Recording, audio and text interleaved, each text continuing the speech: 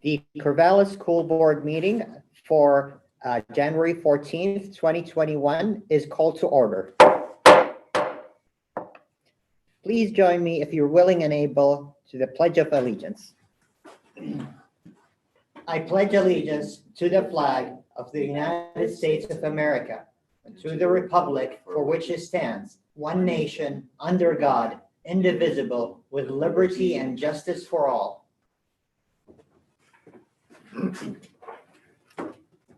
Welcome, everybody. I would like to welcome our board members. Let the record show that we have all our board members in attendance today, and also we do have our students representatives who will be introducing themselves soon. I would like to remind our board members and students representatives to use the raise hand tool on the virtual platform if they want to ask questions or participate. And I will also want to thank our community members who are listening through the YouTube channel. So thank you for listening and tuning in. And also we will have an opportunity for public comments for those who registered prior to this meeting. According to the instructions, they are with us over the phone, and we will be calling on them when we open the public comments period. With that, I would like to move for the next point in the agenda, which is the board member reports. Is there any board members who would like to provide a report? Lou, you go first. Thanks, Sammy. I just wanted to report back that we had another meeting with the school rename task force, and I'm again really excited to see the work that's going into that by the community and all the public input that has gone on throughout this whole process, and really excited to see that work coming near, and looking forward to what's presented to Superintendent Noss pretty soon once everything is done.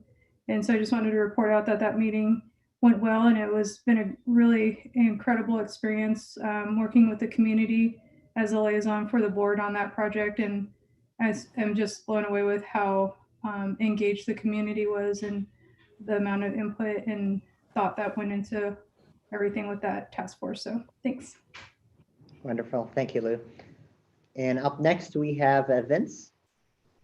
Hi, I have 3 items to report on. The first is I just wanted to express appreciation. I'm the representative for CEA negotiations, and I just wanted to express appreciation for the remarkable collaborative work between the district leadership and our teachers. And we're going to hear probably more about that here in just a little bit in our teaching and learning update in just a little bit. But it was just, this last session was particularly remarkable, where one of our educators brought forward a schedule plan that just worked for the group. And it's just really in contrast to what is going on elsewhere in the state, where we're seeing, non-collaborative and confrontational approaches to dealing with how we're going to get kids back in school. So thank you, Superintendent Noss, and thank you to all our teachers as they work hard to do that.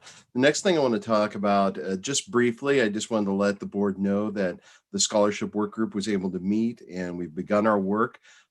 Just really scratching the surface and getting started, but a couple of themes have emerged in that work. One of the things that we were trying to focus where we wanted, what recommendation we would bring on where we would focus the scholarship. One of them is, supporting students who are first generation into post-secondary education. That's not just college, but also maybe for the trades or medical professions. We're still trying to crystallize what that means for us. Kids also with financial need, of course.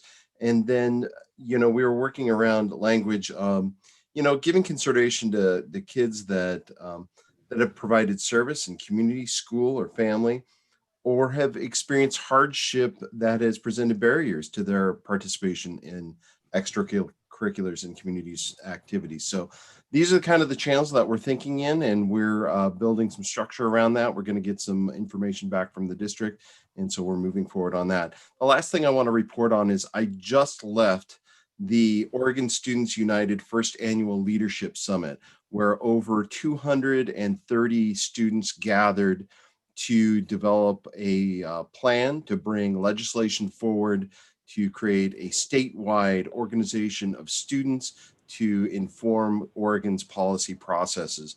I just have to say, I am still kind of stunned and a little speechless. It just was a tremendous experience, lasted about an hour and a half. They already have a framework for legislation developed, and they were soliciting feedback from this group. I was very grateful to have been invited to participate in the process. But they are ongoing, and it's something that our students can be involved in. And so they're just getting started. The train is just leaving the station. So I'll be looking forward to bringing more information about that as that process unfolds. And that's all I have. Thank you. Thank you, Vince. Jay, you're up next. Jay, you're muted. Sorry, the Bond Oversight Committee will be meeting next week. And I've been doing my due diligence, driving by the beautiful buildings. Even though it is muddy, progress is being made and cranes are working and bulldozers are moving. So thank you very much. Wonderful. Is there any other board members who wish to make a comment or give a report? See none. I do have a couple of items. Oh, we do have one, and that is Therese. Thanks, Sammy. I just want to offer my apologies to the Mountain View community, because last Wednesday, the 6th, I was scheduled to join them in their PTA meeting. And due to a variety of events on Wednesday, which I'm sure we're all intimately familiar with, my day kind of got away from me. And by the time I realized that their meeting had ended. And so I did send a note to them, but I wanted to just acknowledge on here that obviously joining them is most definitely a priority. I apologize that I missed that, and I will be joining them for February. But in case anybody from Mountain View happens to be listening, I wanted you to hear from me directly my regrets at not having my life together enough on Wednesday to both witness a riot and remember to get on Zoom with you on Wednesday night. Thank you, Therese. I appreciate your input on engagement. And I want to highlight your commitment for our PTA groups. I really appreciate that. On that note, I want to remind our community members that some of our board members will not be able to be on video due to the social distancing and technology limitations. So with that, I want to also acknowledge a couple of comments. The first one is a report on that day that Therese mentioned, January 6th. I was joined with Vice Chair Sarah Finger McDonald and two community members in issuing a statement that was signed on by many of our educators, leadership in the Lynn and Benton counties, our elected officials, faith leaders, making a statement clear to make it very clear where we stand on what happened on Wednesday, the 6th. It's something that's unprecedented in so many ways. It's deplorable, and it's something that we need to be speaking up against. Our children are watching us, and our community members and families are concerned. This brings trauma to me while I lived in a place where there was contention and there was such unrest. And I know what trauma it brings to many of our community members who look into this nation as a place that should stand true to the values. So I really appreciate those who signed on the letter. I appreciate those who spoke up, and I encourage us all to continue to speak up. This is an important civics lesson that we're learning hands-on every day, that we need to speak up. The second report I want to report is Hands Across Corvallis is a very cherished event every year by the Corvallis Public Schools Foundation. And I want to really thank the Corvallis Public Schools Foundation for their work, fundraising, and support to the school district. Their work is tremendous and is wonderful. And I would like you to put on your calendar at 7:30 on February 4th. There is an event happening. And please go to Corvallis Public Schools Foundation website, or if you Google it, you'll find a place there where you can register. And if you register before the 17th, which is tomorrow, then there might be some kind of some goodies or some welcoming packets that will get to your home. So I encourage everyone to sign up as soon as possible. It will be virtual meeting. Unfortunately, it's not going to be in Corvallis High School cafeteria as we're used to it. It will be virtual, but we will learn a lot about the good work of our students and educators through the virtual and distance learning. So I encourage my colleagues to join, community members to join Hands Across Corvallis on February 4th at 7:30 a.m.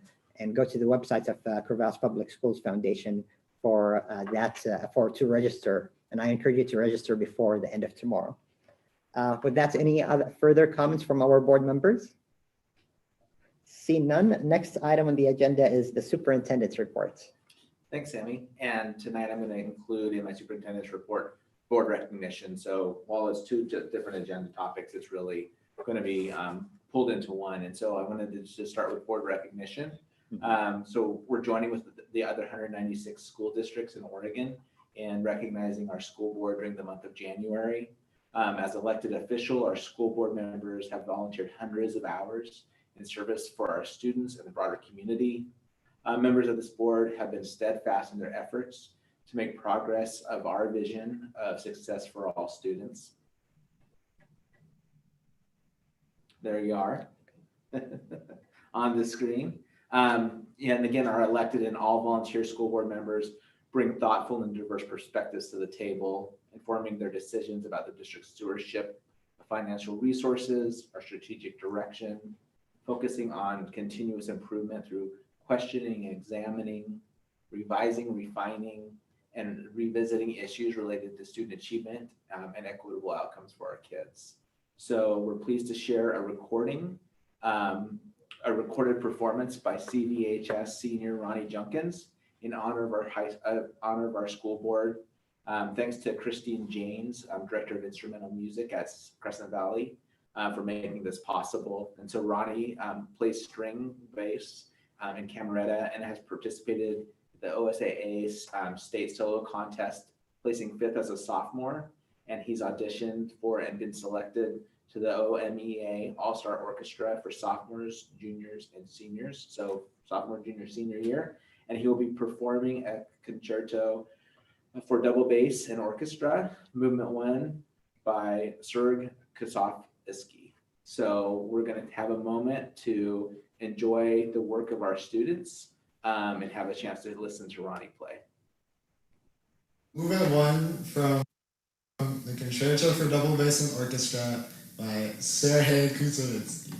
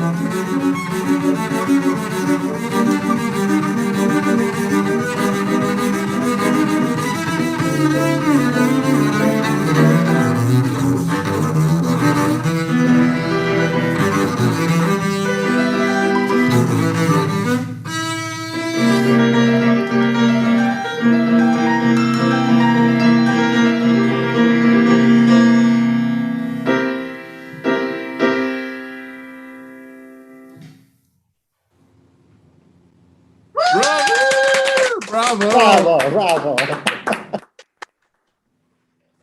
So anyway, that is a great way to share with you our appreciation by seeing our students perform. Last year we had Sparta Capella here for you, and this year we are still in distance, but we wanted to still let you experience the greatness of our kids through the arts, and just a great opportunity to show our appreciation to you, and no better way to do that than with the work of our kids. So thank you for all you do. As members of our school board and members of our community, and stewards of the public funds. So thanks for all of that. Sammy, I believe you had a word or two you wanted to share as well. Yeah, absolutely. I want to first of all say thank you, and thank you, Ronnie. Bravo. Really, when someone asks us why do you run for office and want to be on a school board and volunteer your time, I think this is the answer. This is why. So thank you, school board members, for making those examples of success in our students and making sure that we're committed to give our students hope. And I wanted to really recollect all the things that we've done in the last 12 months. And I can't really summarize it in a minute or two. Reflecting on all the work that we've done, I believe I am fortunate to work with talented group of board members who are dedicating their time. They have perspectives and commitment to our community to make public education strong, resilient, that perseveres, and no one is left out. Everyone finds the place for them in public education where they can find the love, the care, and they're all healthy. And board members, with your leadership and with the support of the superintendents and our talented educators and students, our community is stronger, is better, and we will thrive through these hard times. We will be stronger, we will be alive, we will be healthy, because this is the commitments, and this is what we have to do. And we can't do it alone. It's really the service of board members like you are putting their time and their commitment for this community. So thank you to my colleagues, and thank you for the community for trusting us on such an awesome and really important responsibility. I'm glad you had the opportunity to share that. So again, thank you to our 7 school board members for the ongoing work, and my gratitude to all of you. So with that, I did want to share one more aspect of my superintendent report tonight. And it's another clip that I'm going to share. Kara Miller, the library media tech at Husky Elementary, shared a mini lesson on digital citizenship that included a read aloud of If You Plant a Seed by Kadir Nelson. And it focused on the link between kindness and real life, kindness in real life and online. So if you wouldn't mind sharing that, Lindsay.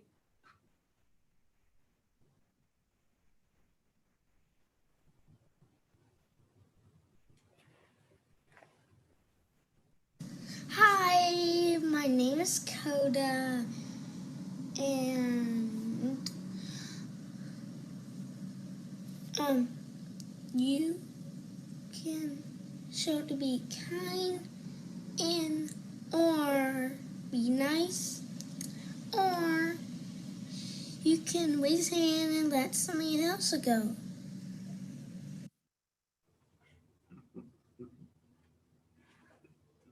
So in the spirit of kindness, I wanted to take just a moment to share some kindness in my own life. I shared, Sammy shared with all of you that we had a couple of trees come down on our house over 2 nights ago, totaling one of our cars and significant damage to our house. But why I speak to kindness is just the kindness of our community, from the Corvallis Fire Department, who came and helped us right away, to the community that's continued to reach out.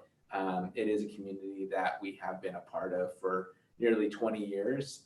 And one of the reasons why we're a part of this community, my family, my kids, my wife, is because of the kindness that the community shows. So it's never more apparent than when you need it.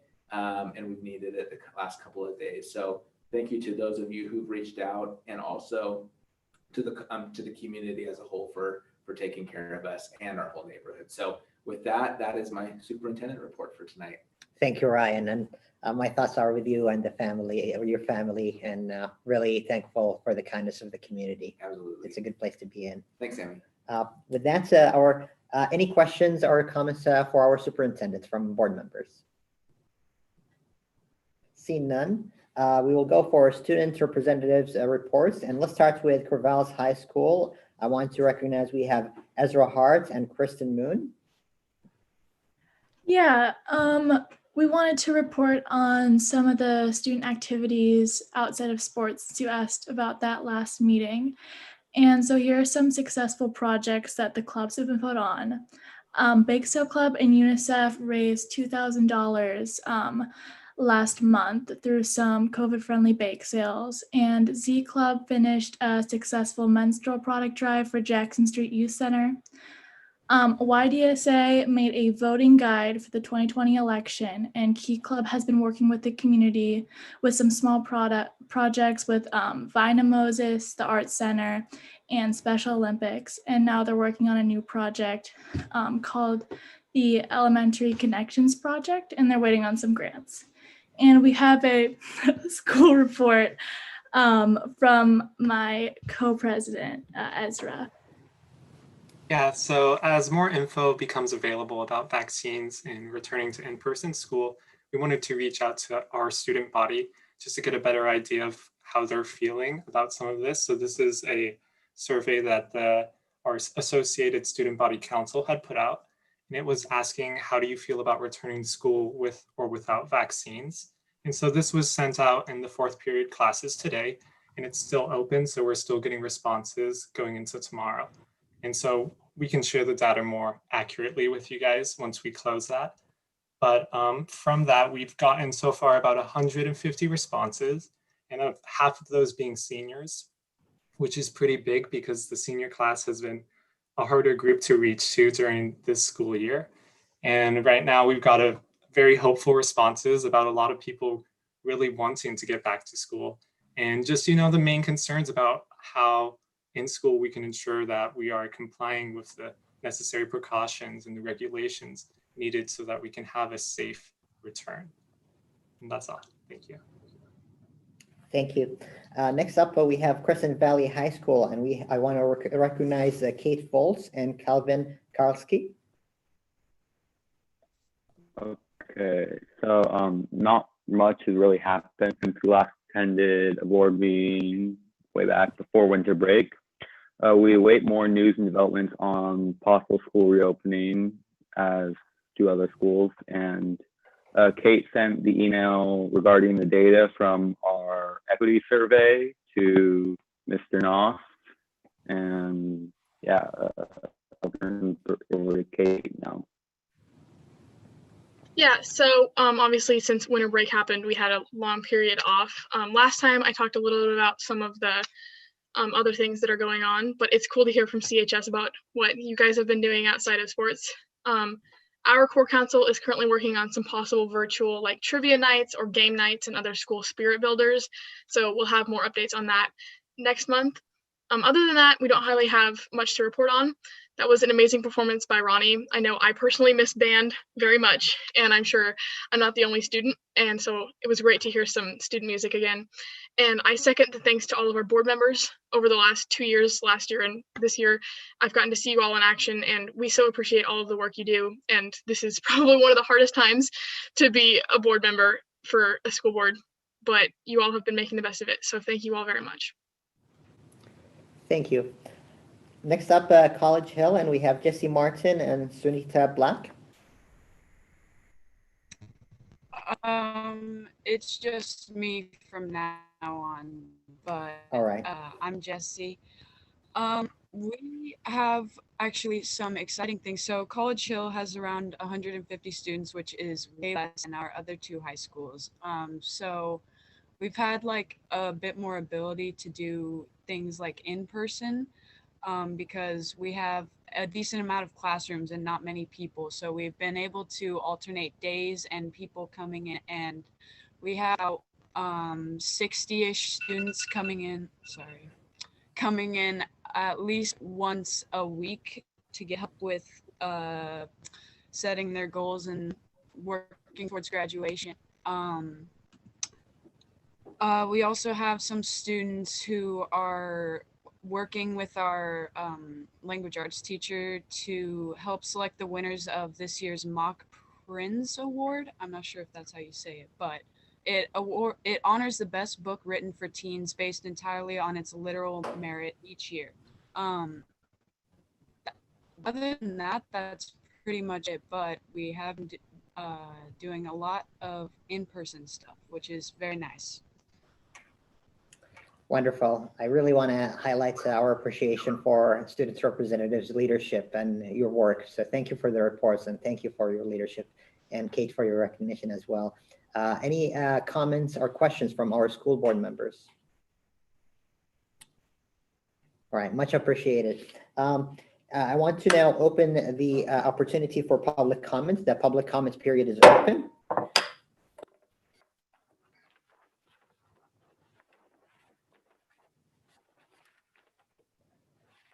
And do we have the instructions for the public comments?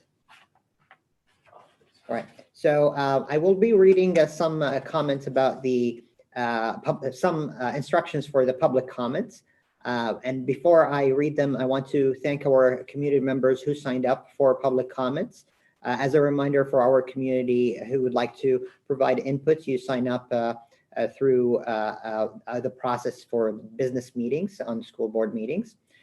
However, we are keen on receiving public inputs at any point of time, so feel free to provide us your inputs at any point of time through email or phone. However, for our community members who are here to provide public comments, they are on the phone, and I would like to read some script for you that provides instructions regarding the participation, and then I'll be calling on you by name. So speakers may offer objective criticism of district operations and programs, but the board will not hear complaints concerning individual district personnel. Complaints shall be handled in accordance with board policy KL, which is available online. The board chair has the right to terminate speaker's privilege of address if, after being called to order, the speaker persists in improper conduct. You will have 3 minutes to make your comments. I will alert you when you have 30 seconds left in your when your time up. And I do have this signal that you will hear it over the phone for the 30 seconds. I'll be a little bit more settled. Following your comments, the board will have 3 minutes to ask clarifying questions, and our student representatives are also welcome to provide any questions during that period. So first off, I would like to call on Catherine Stearns. Catherine, are you still with us?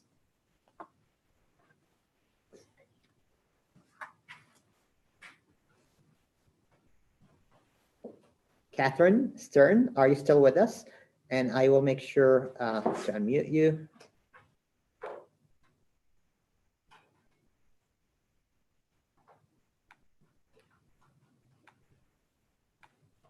Catherine Stern, you're muted if you're still with us.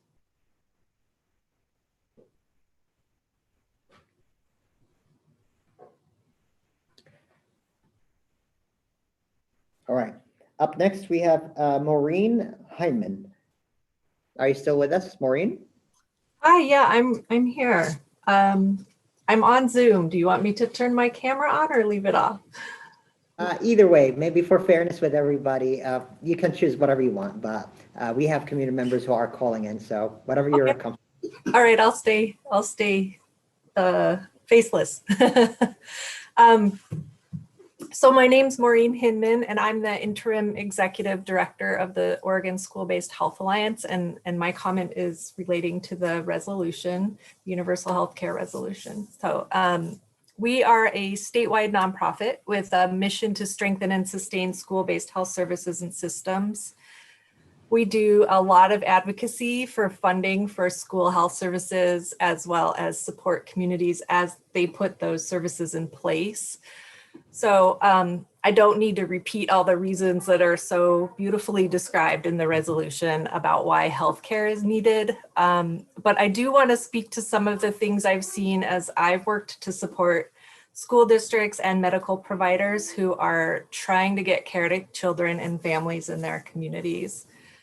I've seen children and youth that are unable to get healthcare and are therefore unable to fully participate in school and life, really, because they're suffering. And I just heard last week about a student in a small community that got braces 3 years ago, and due to moving and all kinds of insurance issues, has not been to a dentist since then. So was in so much pain that the school was trying everything they could think of to find care, and they could only find one provider in the whole community that would even see that child. I've seen frontline educators that are so stressed, they are considering leaving the profession, or in some cases have already left, because they're spending so much time trying to manage the behavior and pain of students that really just need healthcare.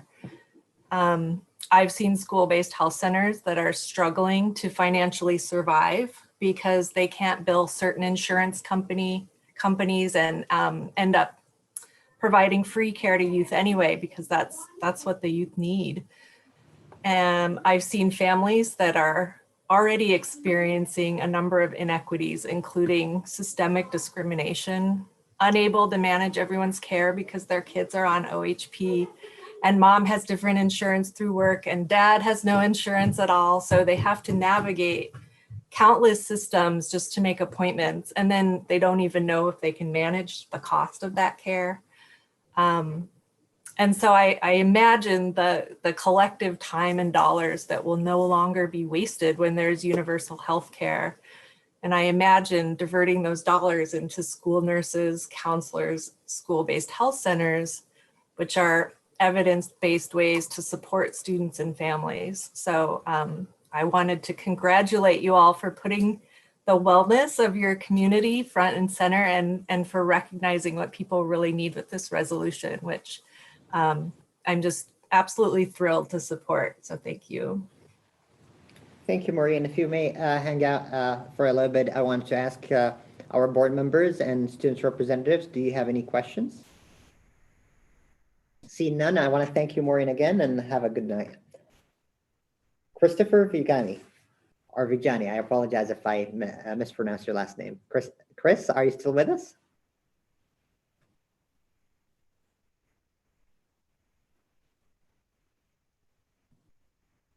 Are they force muted? All right, Chris, probably you need to unmute your phone.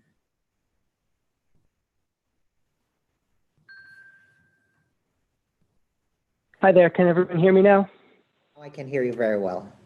And have Okay. you heard the instructions? I did, yes. So you have 3 minutes whenever you're ready to start. Okay, thanks. I wanted to start by just thanking everyone for your hard work, for your time, for the opportunity to share my input. My name is Chris Vigiani. I'm delivering remarks on behalf of myself and my wife, Laura Sanders Vigiani. We are a parent of 3 kids, two Jaguars, one in kindergarten, one in 2nd grade, and we have a future Jaguar who's almost 3.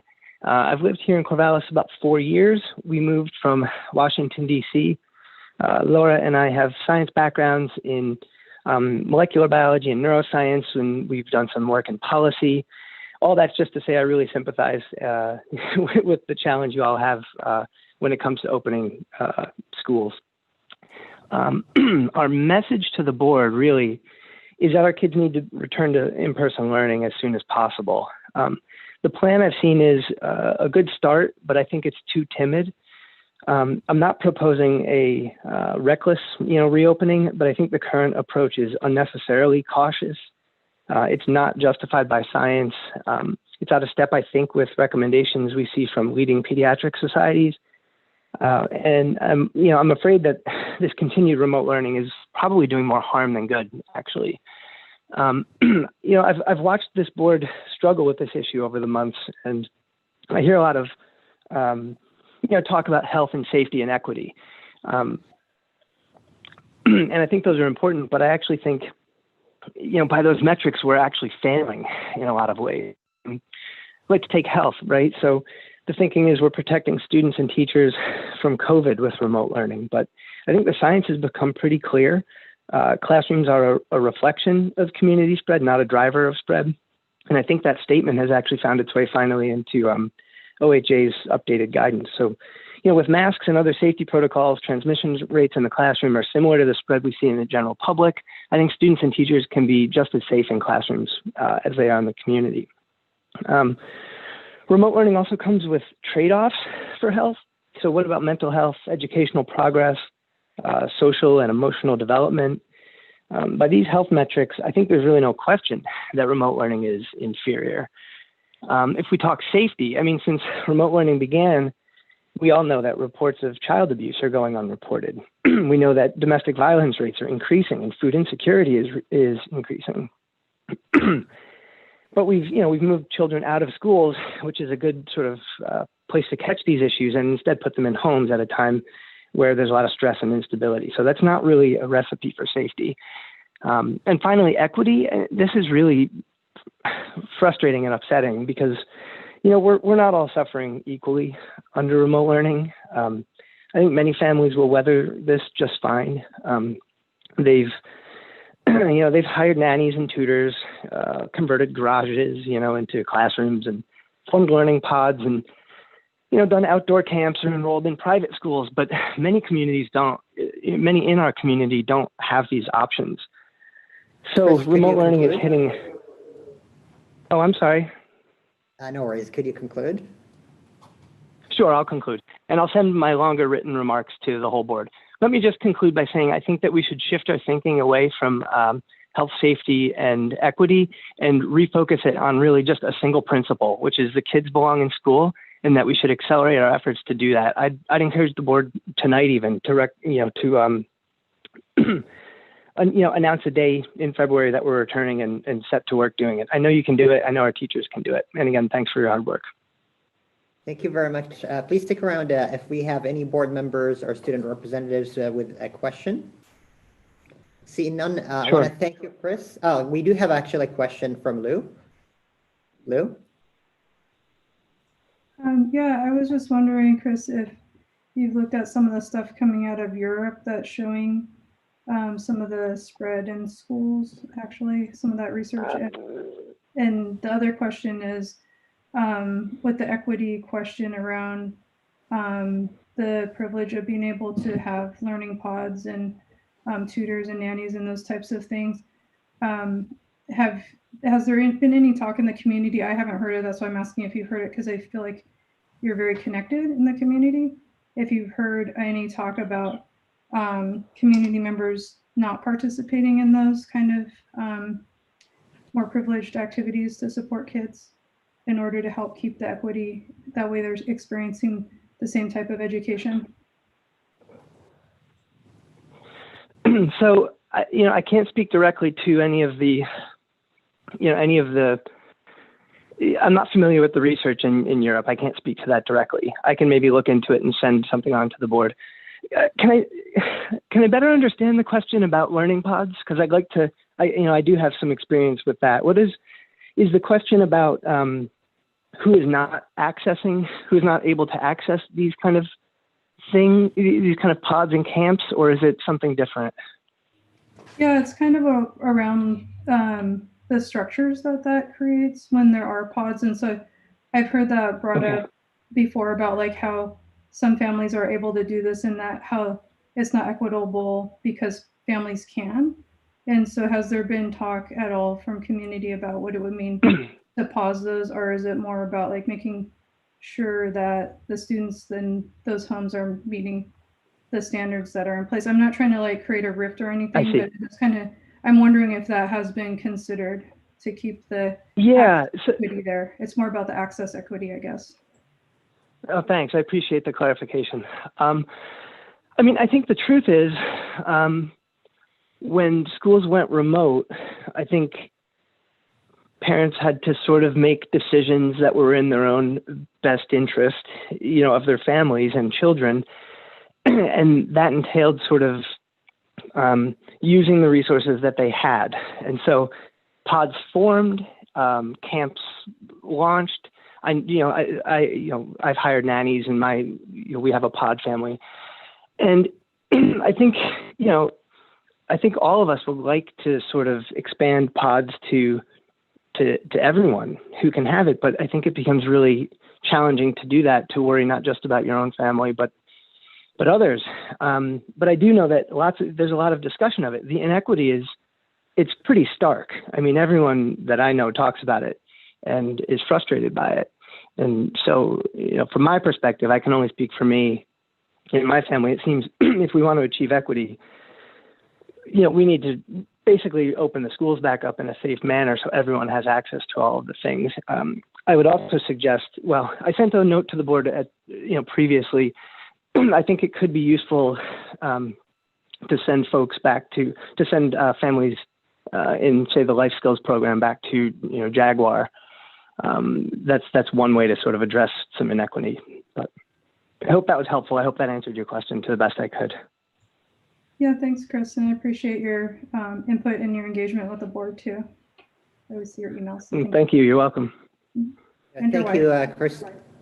Yeah, thank you, Chris. And please, I saw a thumbs up when you suggested to send your written remarks from our board members. So we look forward to reading your remarks over email as well. Thank you, Sammy, and thanks to the rest of the board. You have a good night. Up next is Rachel Bayer. Rachel, are you with us, and have you heard the instructions?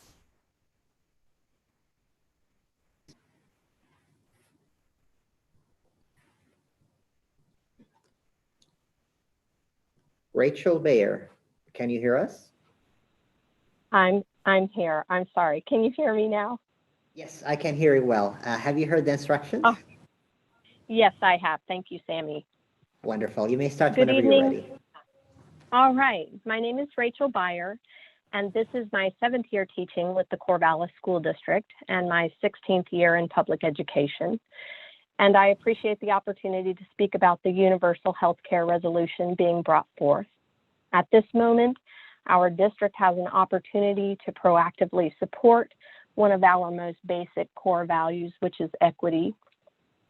Families are making unconscionable choices between food, rent, gas, electric bills, shoes, medicine. And what about our families who have never had insurance or lost insurance because it was tied to their job, which was lost due to COVID?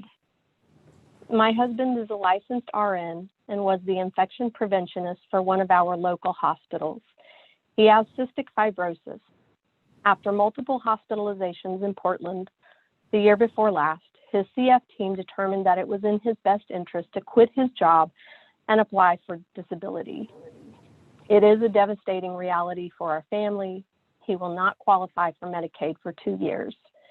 He lost his health insurance when he needed it most.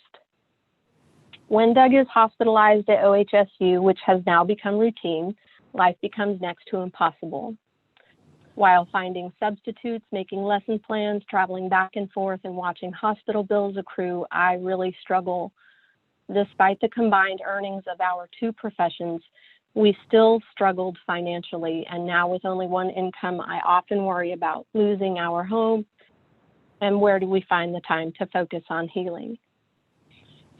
I really try to remember in all of it, though, how lucky we actually are, and I'm humbled in that I have health insurance and can provide it for my family. It heavies my heart when so many of my students and their families do not have what should be their basic human right. I am able to squeeze out $100 for another ER visit without wondering if I will eat that night. But how many of our students will not see doctors this week alone because the family is experiencing a dire financial crisis? We all know that the lack of adequate health care negatively impacts people's lives based on their identities and socioeconomic statuses. And providing access to comprehensive health care is a vital component of the interruption we speak of in dismantling systems of oppression in the lives of those in our community.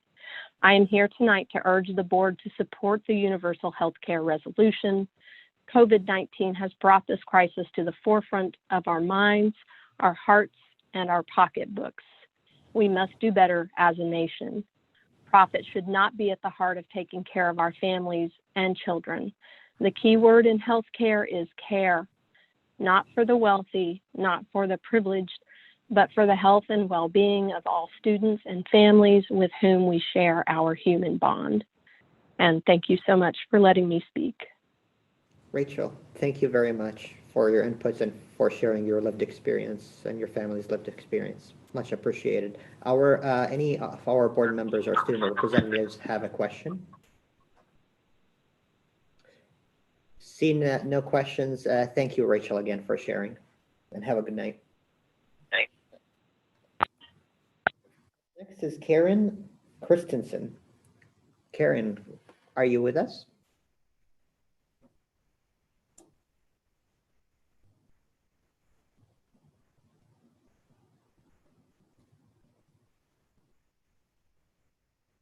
Up next is Karen Christensen. Karen, are you with us?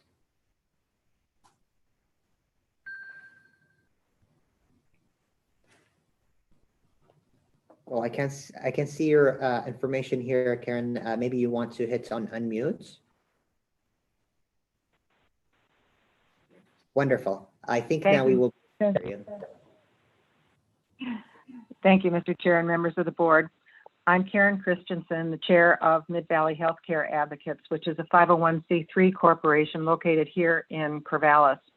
We appreciate very much the fact that you are considering the adoption of Resolution 21-0110, supporting publicly funded universal health care. As a former teacher in the Corvallis district and now a retired lawyer and healthcare advocate in this community, we believe that it's very important for the school district to support this resolution and the changes that we need in our legal system very desperately. For students to be able to learn, they must be healthy physically and emotionally. They must be able to see, hear, and be free of pain. The fact that so many are uninsured or underinsured negatively impacts the health and therefore the learning capacity of far too many students. The school board should also consider the fiscal ramifications of a universal health care system.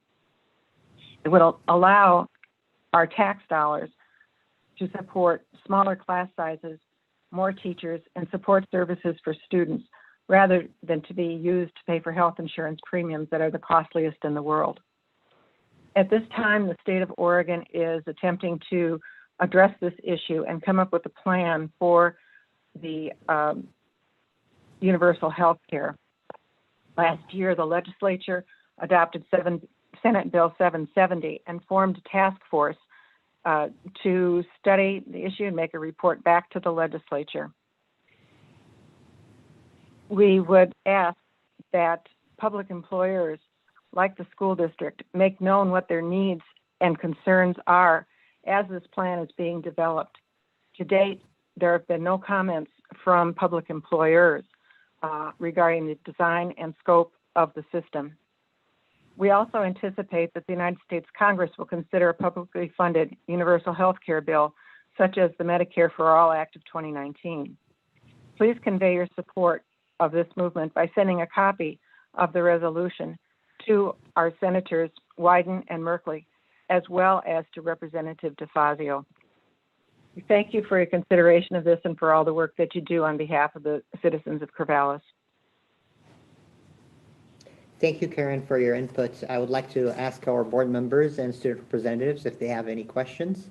And seeing none, Karen, thank you for your input and have a good night. Thank you.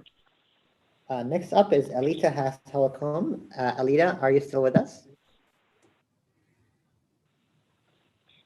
Alita, you might need to hit unmute. Hi, can you hear me? I can hear you. And if Hello? you heard the instructions, yes, Alita, I can hear you. And did you hear Okay. this? Yes, I did. Wonderful. You have 3 minutes whenever Yes. you're ready to start. Okay. Well, greetings.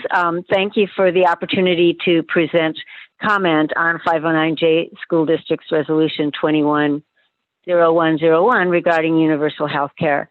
I would like to give my support for the district's effort to influence the future of health care for everyone in Oregon, supporting an equitable, comprehensive, affordable, high quality, publicly funded healthcare system aligns directly with board goal 4 to improve the health and wellness of district students and staff.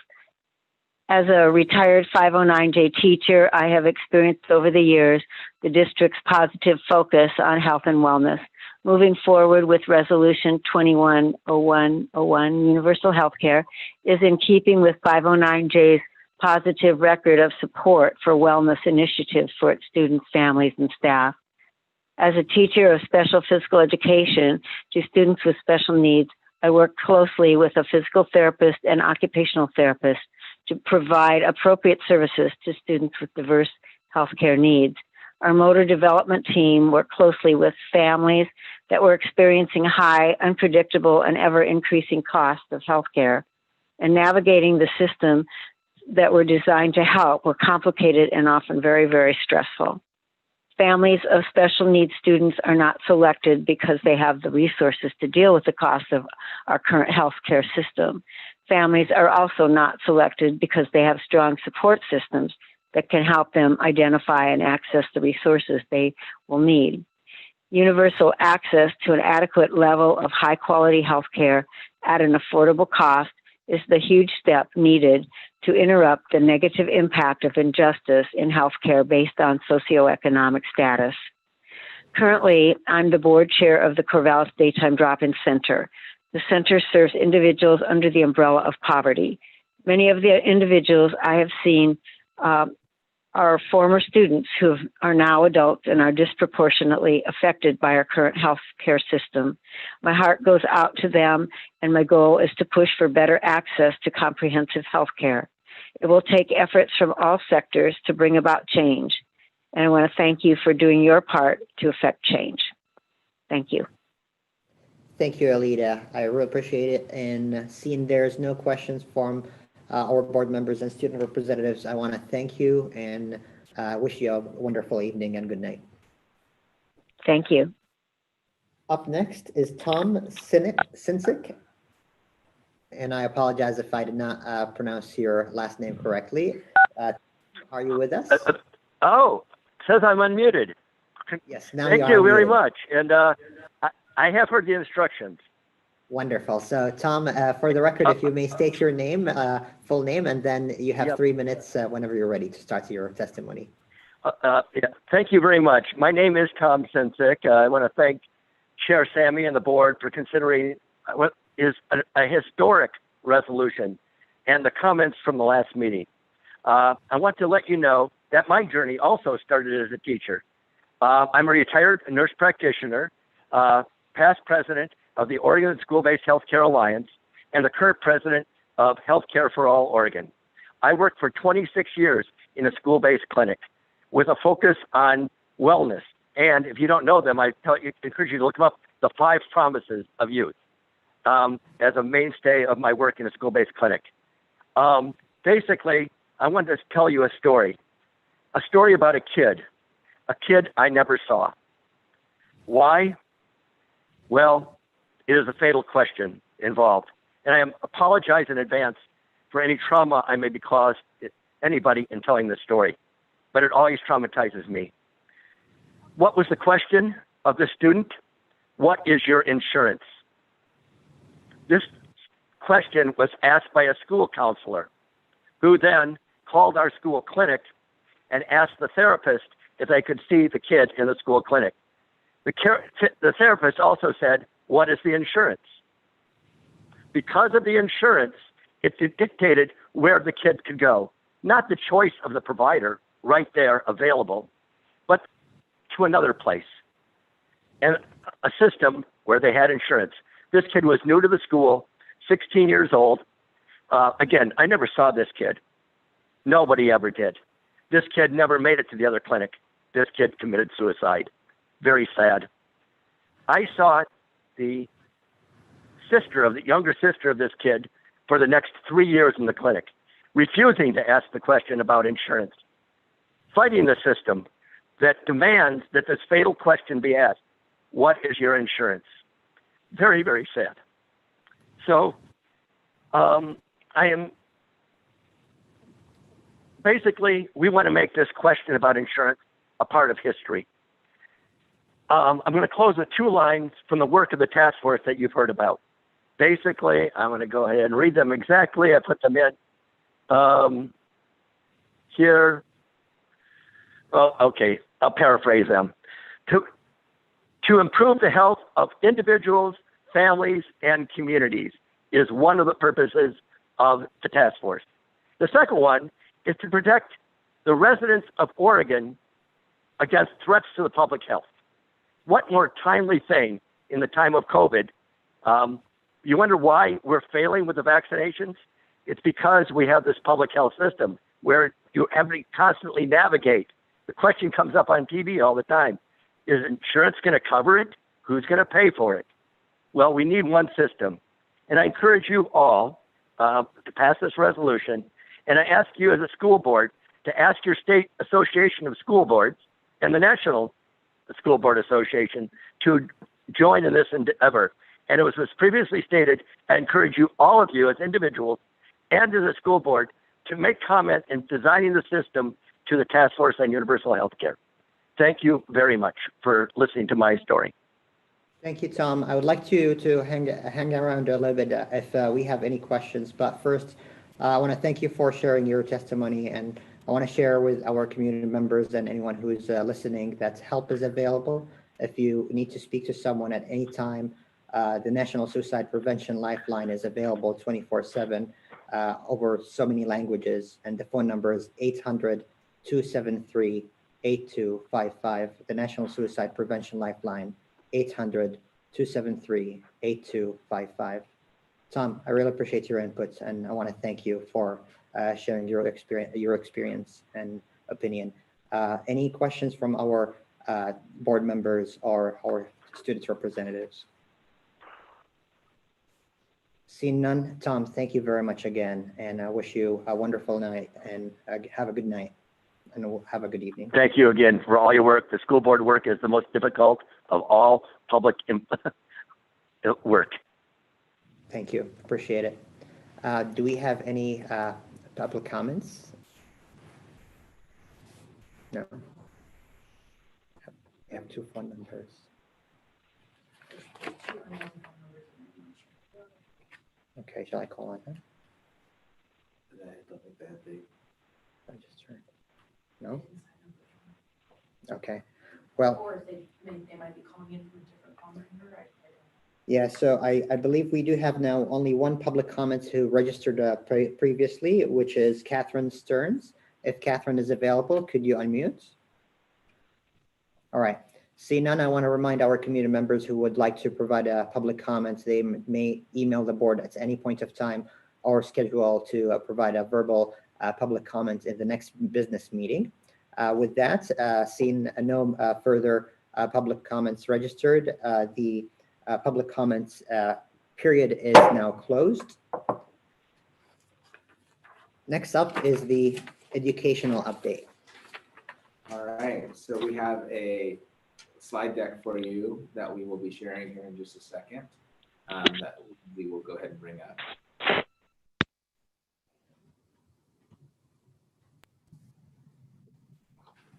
Thanks, Parker. And so tonight, Melissa Harder and myself will be providing the update together. And again, we have continued to come to you monthly as things have changed in the process of thinking about reopening, thinking about our local metrics, thinking about educational design. And so we wanted to provide you with an update tonight as we have continued to do so. Things have continued to change, as you all know. Things changed for us this week in terms of announcements about vaccination and opening that up more broadly to educators. And then we'll provide you some additional information about some other updates that you should be looking for over the next week. So if you wouldn't mind going to the next slide. So since we met in December and have come back to school this month, our elementary principals have been meeting with their kindergarten families in a hosted family forum to answer questions and to talk about our reopening plan as it exists at this point in time.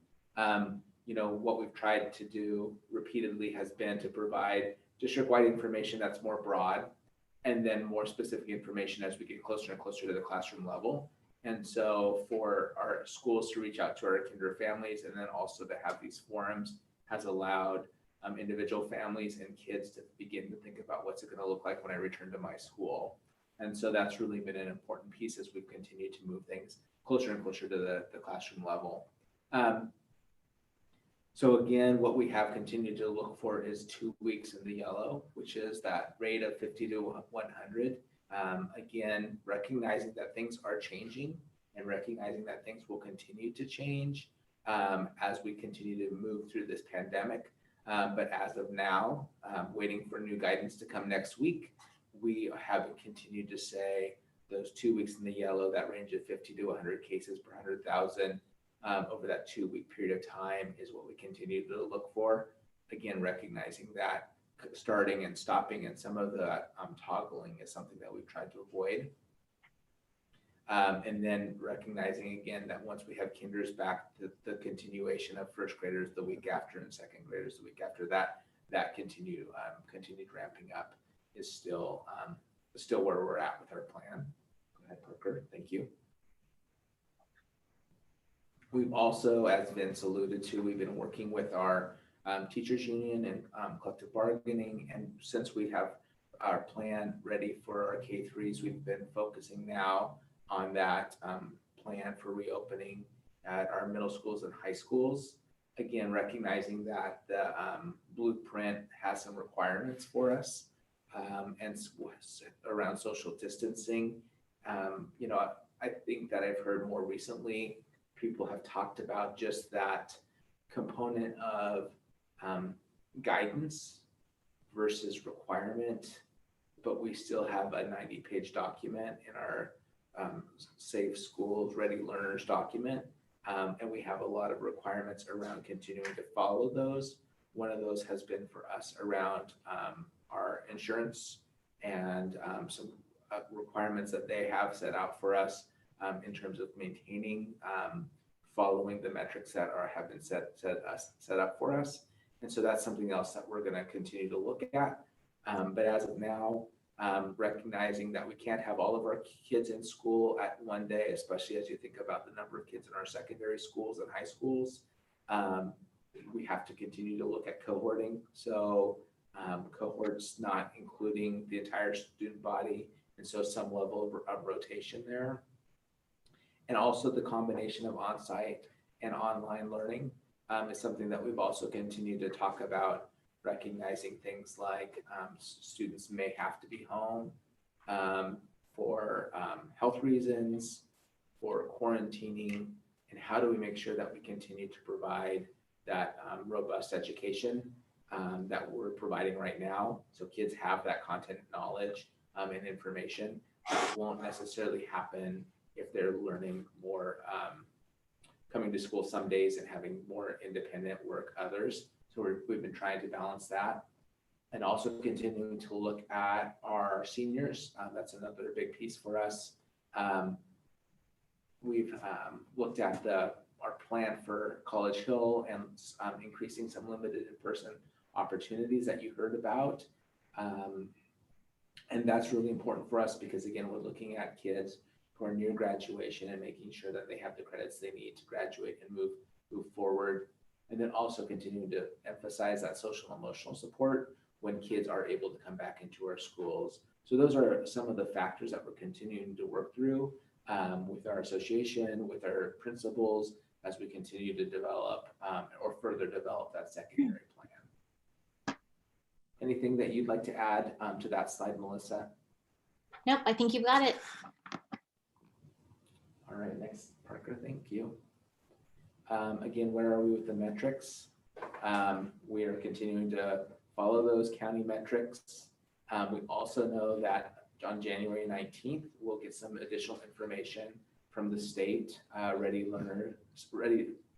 Safe School Ready Learner document. I say it differently every time just because it makes Melissa harder to giggle. But that is, we're watching that information coming from ODE and OHA on the 19th. And I anticipate that There will be some changes because there have been pretty much every revision that's been made has come with some changes. I also am thinking that there will be some changes related to those numbers, but as of yet, that's yet to be seen. So anyhow, that's where we are right now. Our county metrics have been pretty consistently in that high 200, low 300 range. Please. And so again, those are the metrics that we've looked at. And this slide gives you a sense of how that's looked week to week. We were down at that 188.6 a couple weeks back. Again, this information comes out to us late on Mondays, typically from the previous 2 weeks. So we met with Benton County. We meet with them every Thursday afternoon. And with regard to metrics, what we were hearing from the epidemiologist was that they're seeing a lot of community spread. And that's why we're seeing that, because that number, pops up pretty high from 188 to 280 just over a 1 week period. And that, he said, had a lot to do with community spread and OSU, kind of preparing to get back or getting back actually into classes. The other thing we talked about and ODE has also presented is just kind of, I think, trying to get us ready for the idea that those metric numbers might change. They've been very explicit in giving us examples of states that surround us. So for example, Arizona, Colorado, Washington, their numbers for orange, kind of that orange zone, their top limit for those orange zones are more in the 300 to 350 range. And they're being shown kind of as an example of what it looks like in other places. So that's kind of leading us to believe that those numbers might grow. The metric itself might change next week.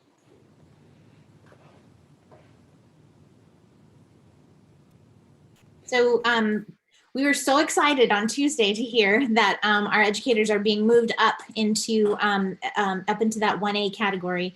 And we got that news on Tuesday night and immediately kind of sprung into action. We are, you can switch, Parker, to the next slide, I think, so we can see a great picture. First of all, before we even knew about the educators being moved, we were given the opportunity to move our district nurses and also our health room assistants into the 1A student health category. So this is Jen Kopic, one of our district nurses, getting her vaccination on Monday. And she asked the nurse if she could take her mask off so she could get this picture, and then she put it right back on, and she swears to me that she was holding her breath the whole time. But the excitement of our district nurses getting their vaccinations, consideration of our health room assistants, so the classified staff who work in all of our buildings to help with student health and who are kind of on the front line if we have a student who needs to be isolated. Those staff are next on the list, and so we're waiting to hear from Benton County and Samaritan about getting them vaccinated as well. And then we heard the news from Governor Brown that vaccines will be here on the 23rd. And we are working in coordination with the Emergency Operations Center through Benton County and Samaritan to get our staff in and vaccinated beginning January 25th. So we'll hear more. They've just started meeting yesterday. They just started putting the plans in place, but we are, our staff, I think, are going to be very excited to take advantage of that opportunity. Next slide. So given that, this is what our timeline looks like now. We kind of brought a timeline to you before, and Ryan can speak to this again. Just looks a lot like it has before. We're just kind of pushing the weeks back so we can get to that place where we feel safe to bring our students back to school. Yeah, and for us, again, that has been that 2 week period of time in the yellow. And we will, as I stated earlier, look at the guidance that comes from ODE and Oregon Health Authority on the 19th and continue to pay close attention to those changes as we move forward. So that's where we are as of tonight. We would be happy to answer any questions that board members have. Wonderful. And we do have a question first from Jay. Jay, what's your question? Melissa, I think you said that there were states, Arizona, Colorado, and Washington, that may have, I'll call them more liberal metrics, anyway, some kind of metrics. And then you use figure 250. Are you thinking that? Tell me what that means to you again. Would you say that again? Sure. So I think if we think back to that slide, our the high number for the orange zone is, I think it's at 200 for Oregon currently. And what ODE has been showing us is that, hey, look at Arizona, look at Colorado and Washington. Their high end number in the orange zone is more like 350. So I think that's kind of, it feels like it's, it's kind of like a little preview, a little sneak preview of what it is that might be coming. So then to follow up, let's assume for a minute the best. We set it at 350.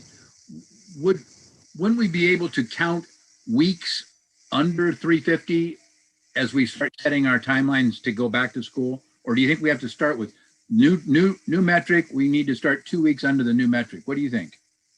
I know that Ryan wants, if the metric numbers change and the yellow zone changes, I think Ryan can answer this, but what we've always been saying to our staff and to our families is it's 2 weeks in the yellow.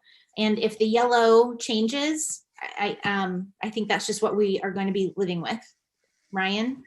Yeah, I think that is an accurate statement based on all the factors that we've talked about before, about communicating to families, about communicating to staff, about working through all the protocols and trainings that are ready to go. But I think that giving the community time is also important, and our staff time. They have also been educating and providing childcare at home, like many of our families have. And so there's all these factors and dominoes that we have to make sure that we're giving people notice and time around.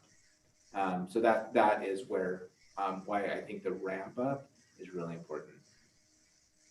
Thank you.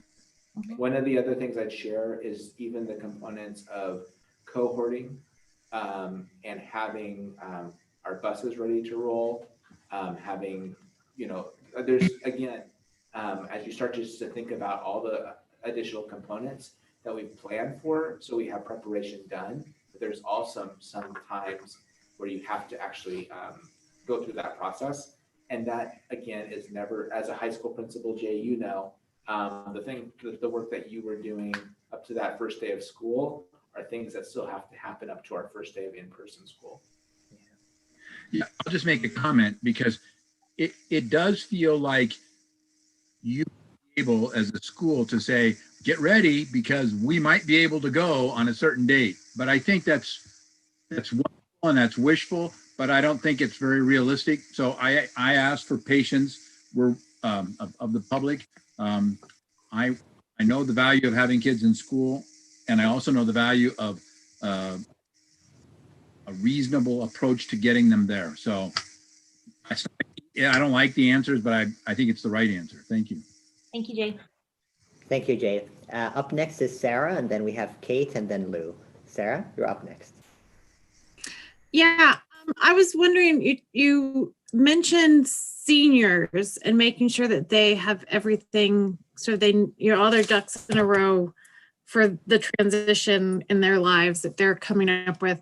I was wondering about, as we start talking about bringing kids back to school, the other kids who've had transitions, because we've got, kids who are in 6th grade who've never been in their building and left in the middle of their 5th grade year, and kids who were freshmen in high school who, the last time they were in school was the middle of their 8th grade year. And then also, like, depending on when people get back to school, what are we looking at for the kids who are going to be transitioning at the end of this year, who've had a whole year of, basically disrupted education? So yeah, I think that's important.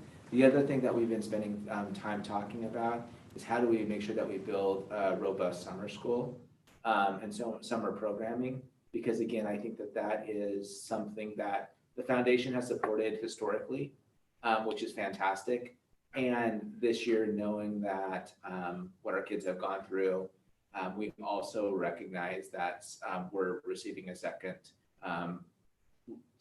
dosage of federal funds to help us to account for all the things that have gone on. And so we have been talking about what does that look like to have a more robust summer school for kids. So yes, and would be my answer to your question. Yeah, and then I mean that's what it takes. But if kid, I think I'm thinking about the kids not only who are transitioning at the end of this year, but the kids who, if they go back to school this year, are all of a sudden entering into a building they've never been in without sort of being able to have gone through all the prep for that in the previous year. So do we have? It's totally on the minds of the secondary administrators who are looking at that. I mean, it's natural and easy with kindergarten because they're the first ones to come in. They also have never been in a building, right? But it's super easy to bring them in when no one's there because they're the beginning of the grades. But when we think about 6th and 9th grade, our secondary admin are looking at that too, exactly with your concern. They've never even stepped foot in this building, and they didn't even get the tours the year before. So they need to understand how to move and be students in this building. So that is absolutely on the top of their mind. Wonderful, thank you. Good questions. So up next is our student representative to the board from Crescent Valley, Kate Falls. Kate. Hi. Yeah, sorry if this is like a too vague of a question, or if you don't know the answer, or if it feels like a stupid question, but I know we've talked a lot about kindergarten going back and then having a week after that for every grade going forward, assuming that everything is fine and it all moves forward as planned. From the perspective of an 11th grader, that sounds like a couple of months before we would be back in school. So I'm wondering if that is like how you're thinking for secondary schools, if there is oh, it's actually going to be 4 weeks or 5 weeks to get elementary and then we do everyone, or like, how does the timing work with that? Because for high schoolers, hearing a week before everything else, we're like, okay, so June, like, and if you don't know the answer, that's fine. I know everything's crazy right now. No, that's a great question, Kate. And it is something that we've been talking about as well with our teachers and with our principals to think about that. And so it's at some point we're not going to continue to add one grade level at a time for a couple of reasons. One, you did the math, and that's 13 weeks for our seniors. But also, as you think about the classes that you take at the middle school or high school, so many of them are integrated across grade levels. And so it wouldn't actually work just to bring back one grade level. I mean, I understand what Sarah's saying. And so there might be some transition time for our freshmen, but at some point we don't need our sophomores there for a week before our juniors come back. So while we don't have the specifics, that is definitely changes the scenario quite dramatically for middle schools and high schools. Yeah, thank you. Because I keep wondering that when you say a week, I'm like, really? For all of it, everybody? Okay, thank you. That was a good answer. Excellent I'm glad you asked the question. Because I think a lot of people in core council have been wondering, what does that mean for us high schoolers if it starts within a week? So thanks for that. Excellent question. Lou, you're up next. Yeah, thanks. And some of what was already said was kind of some of my questions, but I do have a little bit more to add into them. But also just a comment that I really appreciate the consistency with the messaging, Ryan, because I think that in some areas it goes back and forth, and it's been very committed to the metrics the whole year so far. And I really appreciate that consistency for families and caregivers for children in the district and for the staff too. I'm sure that's probably helpful. And I had a kind of a thought on that too, about not necessarily the transition between grades too, because I also have a 9th grader, and whenever we drive by CHS, she's like, there's the school I've never been in. And I know there's a lot of people that are in that situation, and like, that's my school. Well, she actually has been in there because she had to pick up photography equipment, but you know what I mean? She hasn't been in class there. And I think about the kids too in the schools that are being under construction right now, especially ones that are not going to be the same schools when they left. And it's like, I was thinking about that, if I don't even know, like, if my 2nd grader, depending on how the numbers go and like the week scheduling out, will ever go back into the old Lincoln before the new one opens. So those kind of questions are in mind too, like those transitionary kind of goodbyes for students that are graduating or that don't have those that are leaving those schools, like what that can look like for them. But I don't know what we can do about that, but I don't know if there is anything, but I'm sure that's on other people's minds too. But I do have a question too about, oh wait, one more comment actually about this model that I appreciate that you have going on is I know people, because of my relationships with other folk in other aspects of my life that are educators in other states, and seeing some of the stuff they're going through with this back and forth of like, we're in person, we're online for a week and back in person, going back and forth has been really hard on them as educators and the kids in their classes. And also seeing how much emphasis there is on safety in the district with the PPE and all the preparation for that is not the same in some other states or even other areas. And I really appreciate the emphasis on that safety piece too. But I'm wondering, because of all the concerns that have been brought forth from community, we've heard some earlier about equity and how some kids are being like kind of left in the dust because of not being able to access the same kind of support or the same experience that they had in the classroom. Have you heard anything more like at a state level about any kind of standard revamps or reforms? Because like that's been on my mind, and I've heard other people talk about this too, like these standards that everybody's trying to catch up to and are behind on are like very based on pre-COVID, and now we're in another situation almost a year in at this point of like how that's impacting the standards that are in place. So I'm curious if there's any kind of conversations going on at that level that might help with any of that. Yeah, I think that there's some areas that there's been work that's been done. I'd also say that there's been some work done locally. We talked about grading practices before and how we're looking at that differently. The component of adding limited in person for some of our students is another area that has that they have worked to address. For some of our students in life skills programs, Jessie shared about some of their experience at College Hill. And so I think that there are places where that has happened in terms of changing the like changing Smarter Balance or changing the state standards. I haven't heard as much about that other than a waiver to postpone the SBAC for another year, which will probably happen now under a new administration. So I would say that it's still a bit of a patchwork, but I do think that those conversations are show up in different aspects of local plans, state plans, and federal plans. Thanks, Ryan. I think that's helpful because, like I said, it's like very based on this pre-COVID constructions of what the standards are and like looking at metrics on test scores and all that kind of stuff. And so I appreciate the work that's been done locally and know that that's not consistent across the state. And some of those standards are still in place of like, we need to meet certain benchmarks and stuff like that. And I'm not saying that those are bad benchmarks. I'm just wondering if has been any considerations of those at the state level. So I appreciate what you shared. Thank you. Yeah.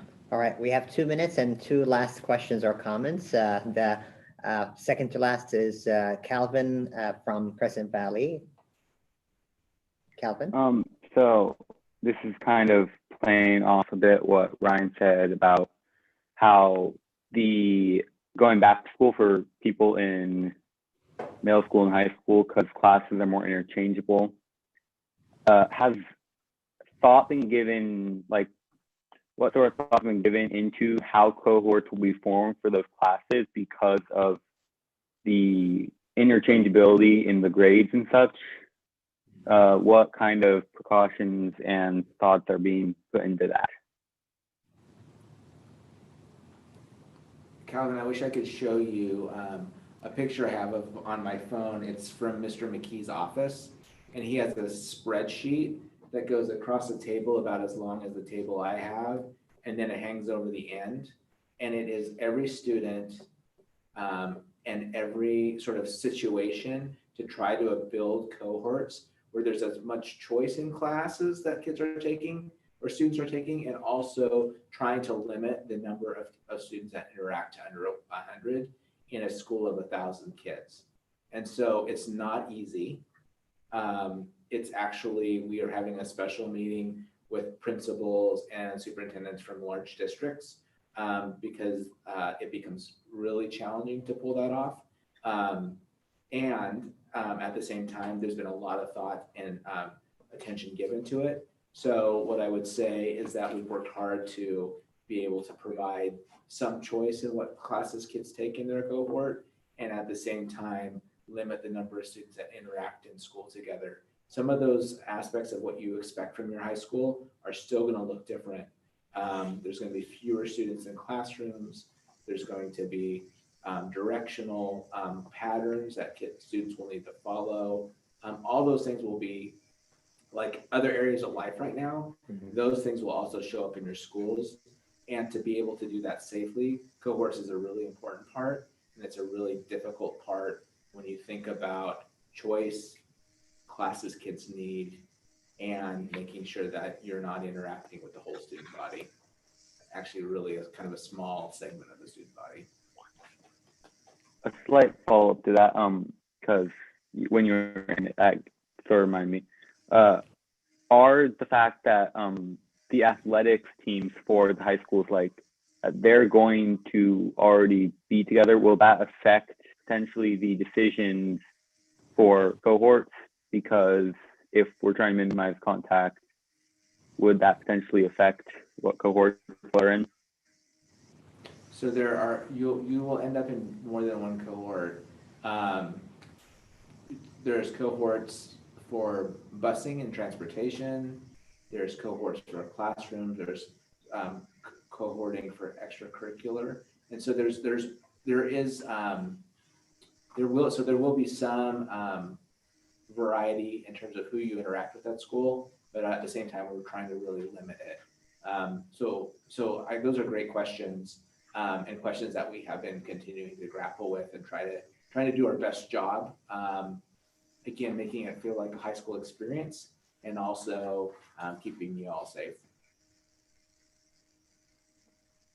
Wonderful. This is an important subject, so I would borrow, probably if there's no objections, I'll borrow a few minutes more because I can see a few hands up there, and this is an important subject to ask all the questions that we want. So if there's no objections with that, I'll ask Jay to hold on until we have Therese and Ezra, and then I'll go back to you, Jay.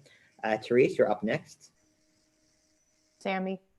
I don't have a question so much as I have a comment and an appeal for input from the community. So, we've had one of the things that is so wonderful about both living and serving in a community such as Corvallis is that generally people are comfortable with the idea of equity as a central part of our conversation. And I've heard that this evening and as well in other interactions around the idea of reopening our schools. Pardon my dog. He also wants to participate, I guess. And so, oh dear Lord, I'll try to go quickly here. And so a concern that I have is that the discussion around equity has not crossed into the area of what happens when we reopen the schools and we can't let everyone in the building. And so what I would like to hear from the community in general is what does the community feel if the decision to reopen the schools means we can't send every person into the building? What is the sentiment among the community about how we prioritize who needs to have those spots? The Life Skills program has been mentioned specifically. What I would like to hear is on the issue of equity, do parents who come from families that have been able to hire a tutor or bring in a nanny, how do those families sit with the idea that if we need to prioritize slots, it's not going to be them, and it shouldn't be them from an equity perspective? I can voice for my own family that in many ways, this experience has been like a dumpster fire.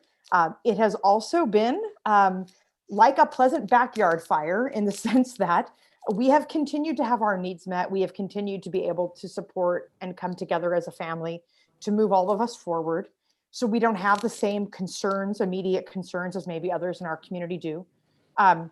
And also, I want my child to be in school. I want him to not be home with me anymore. I want to not share the kitchen table. And I don't want to be responsible for teaching division any longer. I want off that. And if it comes to opening the building and not all of our students can go in, I want to be very clear that my student shouldn't be one of the people to get those spots. So I guess it's an appeal. I'd really love to hear from the community where they sit with that idea, but I'd really, really love, what my heart hopes will happen is that many people will come out and say, open the buildings, even if my kid can't be one of the ones to get inside. So that's my comment and my invitation to hear from the community on this topic. So at this point, what we've tried to do is make sure that that core instruction continues to happen synchronously for all of our students, and then 2 cohorts at our K3s to come in. So so I think the limited person has done a little bit about what you've asked about. Teresa has allowed some of our students that don't have access or have had or may need some more direct instruction or direct care are able to access that. So in some ways we've done that. And what the other thing I would say, which actually goes back to the question Lou asked about equity and prioritization, starting with kindergarten was an intentional decision made by the state and K3 as our primary grade levels. Again, recognizing that those students are at a different place in their development and in the ways of learning. And so I think that that's another example that kind of goes back to what we had shared. And I would say, Ryan, that I feel like the district has done a really remarkable job of managing very, very limited in-person resources to reach the right population. And I am grateful for that. And as a board member, I think I could support any reopening plan that could meet our requirements, the state requirements, and prioritize and have it understood within the community that the way that those priorities will be set will be to continue to further address the equity gap in the way that the initial decision, the way we've done that so far. So I really just am hoping to hear a drove of parents turn out in email and in public comment and say, yep, we want you to open the school safely, and we recognize that if we can pay for a tutor, probably it's not our kid who needs to be sitting in those seats right now. Because I'm hearing a lot of, we think it will be good for our kids. I'm not hearing a lot of, we think it's good for all kids, and we understand if it can't be all, it might be better for some, even if that's not me. And so I would really love to hear that be part of the central dialogue. And if it is out there, it's not, those comments aren't necessarily getting to me. So I'm inviting the community to flood my inbox and the board's inbox with that message. All right, thank you. Up next is our representative from Corvallis High School, Ezra Hart. Yeah, so in that survey I talked about earlier about asking the students about how they feel about returning to school, one of the concerns that was brought up a lot was that for those who were unable to get the vaccine or chose not to, what this online system would continue to look for them, and just how will it continue to grow to meet the same standards as the students that are getting that in-person teaching. And also, I was just wondering what it will look like for going forward in the pandemic and with how long we may be having these online systems. Students are going to have many problems with technology and what that will look like. And I know many companies, internet companies, have like reduced prices for certain families. And if we lose kind of those reductions of prices, how we can continue to support those families that are having trouble getting access to well-priced internet. Thank you, Ezra.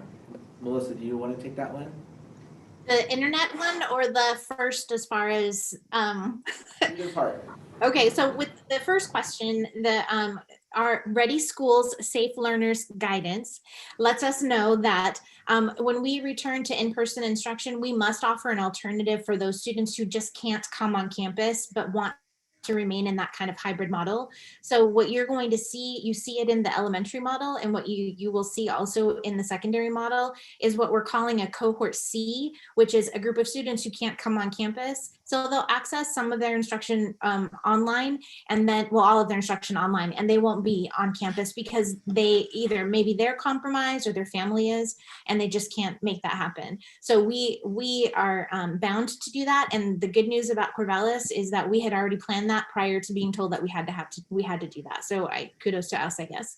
And then with regard to the internet, I know, we were looking at the Comcast Essentials program and all of those different kinds of things, not as great as what we've been able to do, which is to purchase hotspots through money that we have, and then hand those hotspots out to students. They're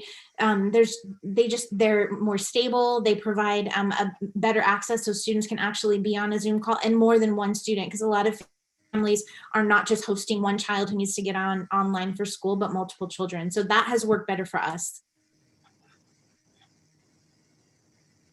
Thank you. Thanks. Good questions.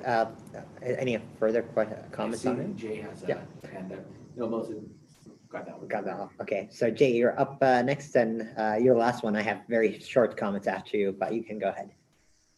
I just have kind of a nuts and bolts.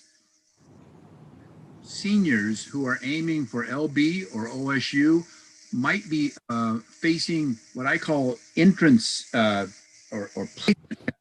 What level of math are you qualified for? I remember that back as a high school principal. And my encouragement would be, if that money comes from the feds, which we're all hoping it might, and if there's that, we would be thinking ahead, and I'd be totally supportive of additional schooling, or call them makeup classes or classes in June or July, to help them do well, because it drives a parent crazy that Johnny has to take Math 100 over when that was what he got at Corvallis High the year before, but he's forgotten it. And that's a hard one. But I would encourage us to look at that and plan at that, as far as support for helping kids avoid that big expense of another year of something at a next step. So just a thought. Yeah. Very, very good thoughts, Jay. Thank you. And I really appreciate that colleges and universities are thinking about this, and they know that they're expecting really challenging times in terms of what to expect from this learning experience these years. I want to comment by really thanking you, Melissa, Ryan, and team, and thank you, Vince, for sitting on the meetings, and liaisoning for the board. This is really hard work, and it's the right thing to always be connected with community, with students, and with our educators, to teachers and staff. And we've been doing that for a long time, and now it's paying dividends. It's the right thing to do, but it's also the effective things to do. If you do that right, then your operation and your plan will work well. I have 3 words to explain what I heard today. Our plan is equitable. So there's equity, there's consistency, and there's adaptability. And I feel these 3 elements or pillars are really critical for us if we want to succeed in this work. So with that, I want to thank you for that, and we look forward for continued communication with the board, and also with families and parents, as you are doing. Mm-hmm. Thanks a lot. Thanks, Sammy. Awesome. And with that, I know the clock for our representatives is optional for them to excuse them, right? So I see some of you might need to do homework or go to sleep or do anything else. That's not an invitation for you to leave, but if you would like to wave at us right now and leave, you're excused. If you want to stick around until the end of it, we have an awesome agenda here. Either way, you're welcome to do it. So, but thank you for your presentation and for your questions and comments. Thank you all. See you at the next meeting. See you soon. All right, with that, up next is budgets parameters. And we have Olivia here and Ryan. Yeah, so this is a. Yes, you did. Can I go to the bathroom? No, I really have to. I can take you on board. Go ahead, Ryan. I just heard some feedback. It's not from here. Okay. So I just wanted to start by saying this is an annual process that we go through as we work to develop our budget. And so with that, I'm going to turn it over to Olivia. Hi, everyone. So I don't have a lot to present on this subject tonight, other than just bringing forward the budget parameters that were last adopted by the board back in February of 2019. At that time, there was some feedback and some edits made to the budget parameters. And at this point in time, I'm not recommending any further changes. However, this provides the board an opportunity to review those parameters and have any discussion or provide feedback. And we can always bring these forward again if the board would like to revisit any proposed changes made tonight. But staff is presenting these to be readopted as they are with no changes. Thank you, Olivia. I want to start off by highlighting really an awesome and very good plan or process we have for developing budgets. And it starts from, it's an iterative process over the years, but an important milestone early on is those parameters that sets the criteria and how we decide on what to prioritize and how to work on the development. So I want to appreciate the staff for leading this process and engaging with the board and the community on this. Any questions, feedback from our board members? Vince? Yeah, I put my hand up. Yes. So Vince. I know that this is a time of a lot of uncertainty. I could frame these things as questions and then we could struggle around with them. But really, they're just priorities for me. I want to make sure that we keep our eyes on our strategic investments. And I'm talking about the items in pages 26 and 27 in the budget document. Those are just critically important, very thoughtful, and we need continuity with those. So preserving those investments as much as practicable as we go forward. So that would be a priority. Paragraph 2 in the parameters, mentions, commits us to educational equity. And so just keeping equity front and center and making sure that we're reallocating resources in our budgeting to ensure that we're serving the kids with the greatest amount of need. I think the question that I really have, and maybe I would enjoy you speculating a little bit, because I know we don't know what the next, 6 months is going to look like, let alone next year. So can we, what do we think the residual budgetary impact of the pandemic is going to be? Clearly we don't know revenue side, but really it's about, changes in instructional practices as we transition into hybrid, and then, and as we bring more and more kids in. Some kids still aren't going to come into buildings. So what equipment needs are we going to have? I mean, there's been talk of, of microphones and cameras in classrooms and things like that, where we're doing simultaneous instruction in the classroom and online at the same time. And then shifts in transportation. There's lots of different factors. Can you speak to that, and what might we expect looking forward? Sure. Yeah, I think overall, the big picture is okay. I wouldn't say it's fantastic, and that we're going to have a lot of freedom and flexibility to keep doing what we're doing and do a bunch of new things. I think we will still have the freedom and flexibility to do new things, but maybe look at other things and changing the way we do those. I think the pandemic has kind of highlighted some opportunities that we can take advantage of moving forward, and how we might change some of our practices or the way we spend our money. Overall, I mean, big picture, I think, we know that the state school fund is going to tighten up a little bit. We know that the governor's recommended budget shows a slight increase, but, not at the level that we would typically see.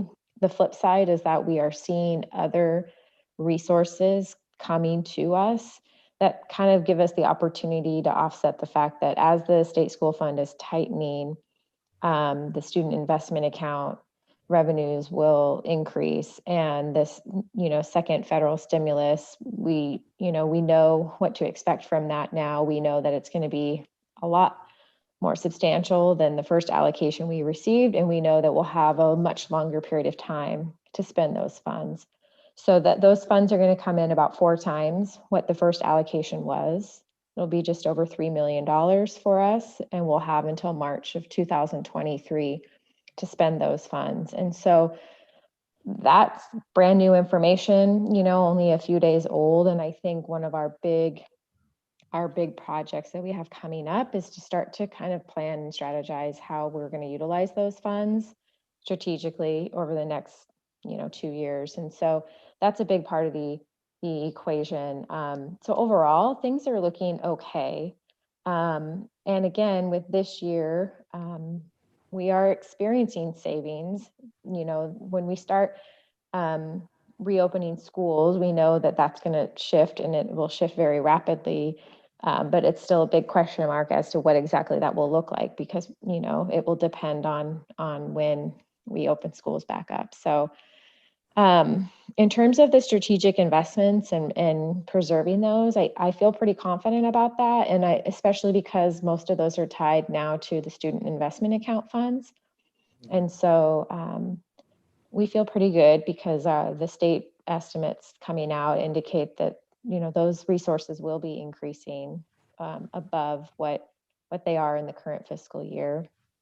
And like I said, I think there's just things that have popped up in the last several months where we've noticed, that we might be doing something differently. And how can we, continue this into the future as a more efficient way of providing instruction. And the technology that you talked about, Vince, for classrooms, that's actually stuff that we're procuring out of the current fiscal year budget. And so those are things we're already kind of planning for. So that's kind of big picture where we're at right now. Yeah, that all sounds really encouraging. The one thing, I know you guys are going a million miles an hour right now. There's going to be a point where things are going to slow down a little bit. And I think that we need to stop and recollect and reflect. And particularly in the budgeting process and, connecting resources to the learning that's happening, because anytime when we're in disequilibrium, we're in a learning state. And, we haven't realized all the learning that's happened amongst the staff right now. So let's just make sure that we have time for that and connecting resources to it. Thanks very much. I'm looking forward to voting yes on the parameters. Wonderful. Can I add one thing? Yes, please. I think one of the things that has been, two things. One is that I think we have done a good job of being conservative even in these times. So where we have had positions that we haven't needed to fill, we haven't filled them, recognizing that will change when we come back together. But as of now, that there are a number of positions that have been left unfilled. The other thing I'd say that will be important for the board just to be aware of is that we don't have necessarily the assessment data that we've had in the past to drive some of our work. And so in those pages that Vince talked about in our budget document, we often make those investments based on outcomes. And without some of those standard assessments or even surveys, perception surveys of students, those things, I still believe those are the right investments to make. But in terms of that tangible data to go with it, it's more difficult now than it has been historically. And so I don't know that I necessarily need any feedback on that right now, but I also want you to be aware of that as we continue to move into this budget time. All right. So up next is Lou, and then Jay, and then I'll recognize myself. Lou? Yeah, I just had a couple questions, and Vince got some of it clarified, but I just have I wasn't able to participate in any discussion about this document. And so when it was first adopted, of course, I wasn't on the board at that time, but when I was looking through it, I was wondering about not just the long-term perspective, but using the data-driven, since everything is changing, I don't think we can expect just to use anything as it's how it's always been, so it should be this way, especially when it comes to using data with students because of the impact of all the things we've talked about and heard about this evening and have been hearing about since the pandemic started. And so I'm wondering how that's going to impact our decision making when it comes to budgets and looking at data and what works and what doesn't. Because if we're looking at that current trend, like how we're going to do that, that may be something just to think about in the future. But that was coming up for me when I was reading this. And also, I did have a little bit of a question about the pretext to the goals and then everything after that, the stuff that's in italics. I'm considering that a pretext. And how it was determined to use the terminology in it. It's the second sentence that says can help counteract the tendency to induct short-term emotion into decisions that have long-term consequences. It just felt like a very didactic statement that was like, to me, to put that in there about, it just felt a little bit didactic and authoritative and stuff like that. And how we regulate emotion into decision making and whether or not it's appropriate. I don't know if that makes sense, but I'm kind of curious to what the rationale for having that kind of statement. And I understand like we shouldn't make snap decisions, but I think that happens on the other end with emotion where things are reinforced based on emotion. Yeah, that pretext language comes from the GFOA best practices. I think it is kind of I'm not 100% positive that it's word for word, but I believe it's very much copied from the best practices that we've adopted. So I'll go back and double check that that's the case. But again, that is all language that can be modified. But that was the source of where it came from initially. Yeah. And if you allow me, Lou, if I understood your remark correctly, what that sentence is trying to say in a way or another is that we need to look long-term, not feel prey to short-term goals or things that might have a short-term yields, and we might be excited about it and we forget the long-term. Though the rhetoric of this sentence gives this sentiment that we want to suppress, it might be perceived wrongly that it suppresses emotions and bringing emotions into decision making. Do I hear your thoughts correctly? Yeah, pretty much. And even the word induct is like feels really weird, but that's just, I know that's very technical like language stuff, but these are like things that we use to make decisions with all our documents. And so it's just kind of it's a very interesting word choice, and just the tone of it is very like that emotion has no place in any kind of decision is how it comes across, when that's not true the majority of the time. Agreed. Whether or not it's a short term, and I'm not talking about like an emotional response either. I know the difference between like emotions and an emotional response, and maybe that's what it's leaning towards, but I just am a little bit, it's an interesting thing to have as a pretext to something as important as our budget parameters is all. Wonderful, thank you. Jay, you're up next. First, Lou, I really appreciate you raising that. I can remember budget decisions that were tugging at our heartstrings at the last minute, and we forgot to think about all the good thinking that took place beforehand. But you're exactly right. Sometimes that emotional underpinning of what's good to be offering in a school is forgotten in terms of analytical data too. So thank you for that. My parameter comes back to, I think, something we mentioned 2 meetings ago, which is the uncertainty of our student numbers. And I think it's an uncommon time problem. Usually we don't have to worry about numbers. They kind of are pretty predictable.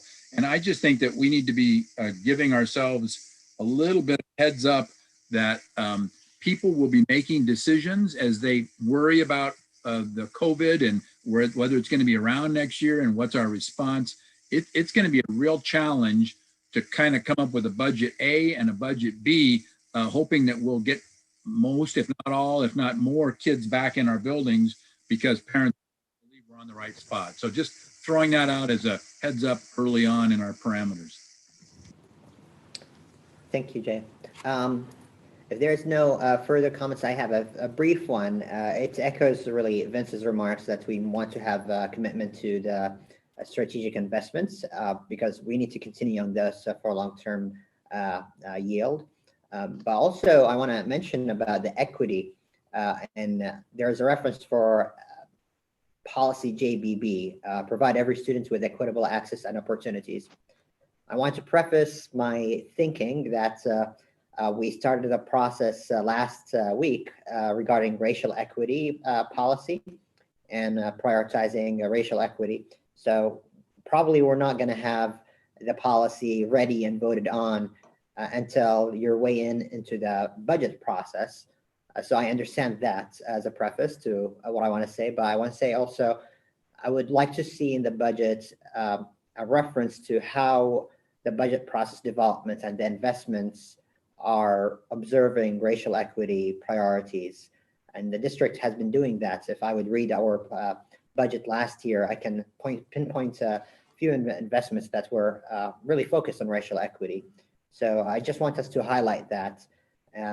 And that could be really happening in tandem with the policy development as well. So just a thought, it's not necessarily something I want to add into the parameters right now. And I don't want to add it because I know that we're walking that walk right now, and the board is following your lead on this subject. With that, I want to, if there's no objection from the board, do we feel ready to re-adopt given all the feedback that will be considered for later developments? Are we ready to re-adopt? If so, the chair would like to entertain a motion to re-adopt the budget parameters as presented. Do I hear a motion? I so move. It's moved by Director Adams. Is there a second? Second. Second by Vice Chair Sarah Finger McDonald. Is there any further discussion on the motion? See none on the motion, we'll take a vote. Director Adams? Aye. Director Conroy? Muted. Aye. Director, oh, okay. Vice Chair Sarah Finger McDonald? Aye. Director Jones? Aye. Director Baker? Aye. Director Whitebear? I didn't get to raise my hand fast enough, but is that pretext getting looked at? It's just the parameters or looking at the whole document? Well, technically we're voting on the whole document. Okay. I really don't like that statement that's in there. That's why I asked about it. I mean, I really apologize just for a process since we're taking votes, we're not deliberating. However, I would. I'll vote no just because of that, because I didn't get to raise my hand fast enough because I have to open up the thing to raise my hand, or else everybody just like parts of you all disappear and they can't interact on the Zoom call. So, but I do want to preface my vote of no is only because I don't think that statement reflects how we actually operate as a board. And that's the only reason I'm voting no. I agree with everything else in it except for that statement. Right. For the record. All right. Director Whitebear votes no, and the chair votes aye. 4, 5, 6.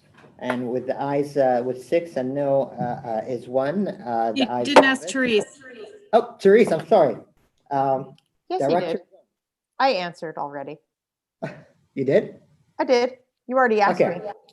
All right. That's okay. So with the ayes, I think it was right before Lou, but Sammy, I'm sorry, finish the vote first and then I'll ask my question. Thank you. With the ayes 6 and nays 1, the motion passes. Therese. Oh, my question is just, I know somewhere in the in procedural guidelines, there is a way in which one pauses a vote if there is a question for clarification. So for future, perhaps we should see what that is, because I don't think I didn't realize that the preamble was part of that, or the pretext was part of that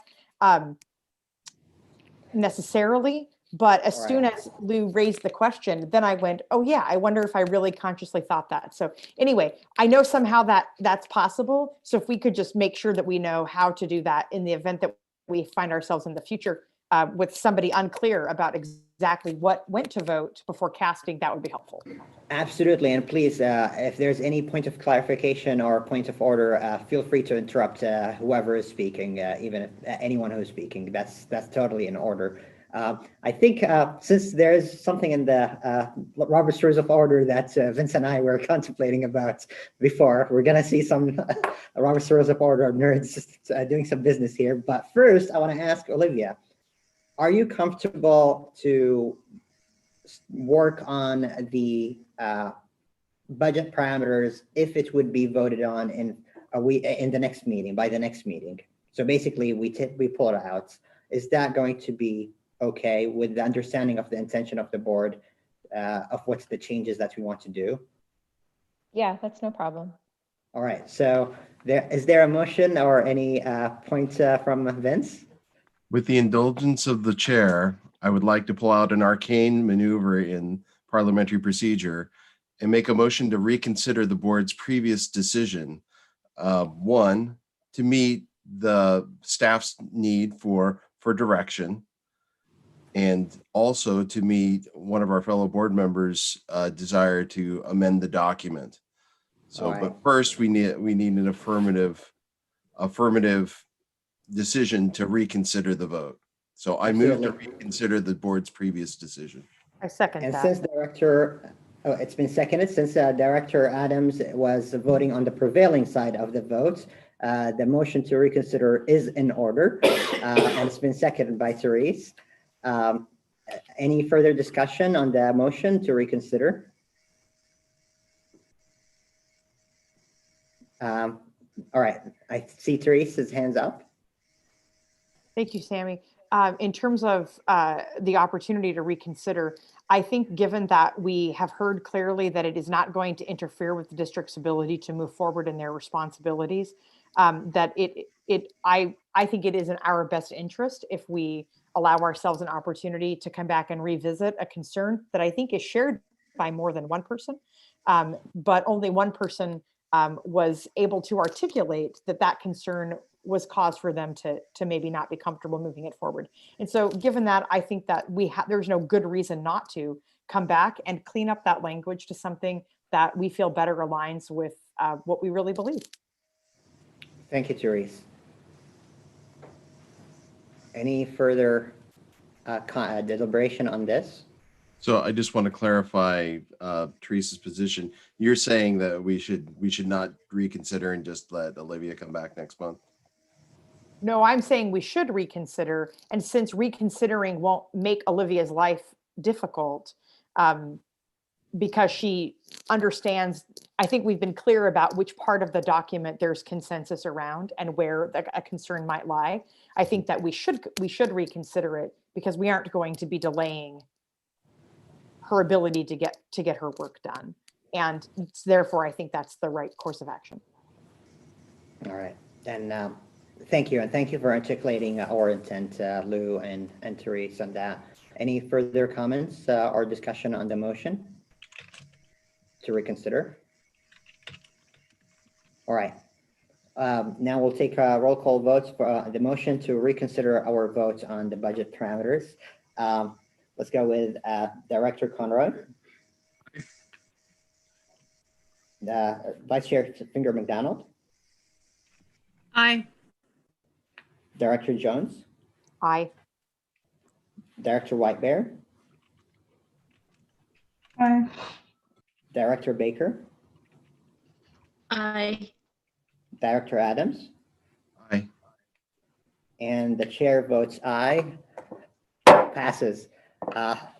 Fun fact, the Speaker of the House always says the motion to reconsider is laid on the table after announcing the results to basically kill the opportunity for what we just did. And whatever resolution or motion becomes effective. So since I did not say that, anyone on the prevailing side who voted on the winning side of the argument could move to reconsider within a period of time. For us, it's until the end of the meeting, basically.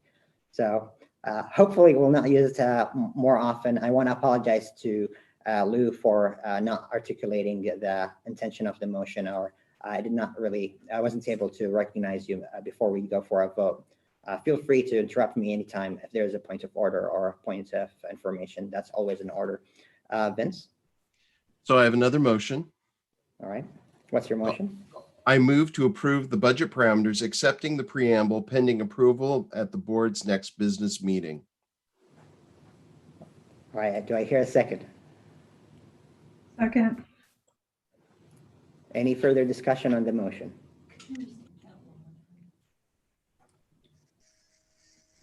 All right. Director Adams, could you restate the motion for the record?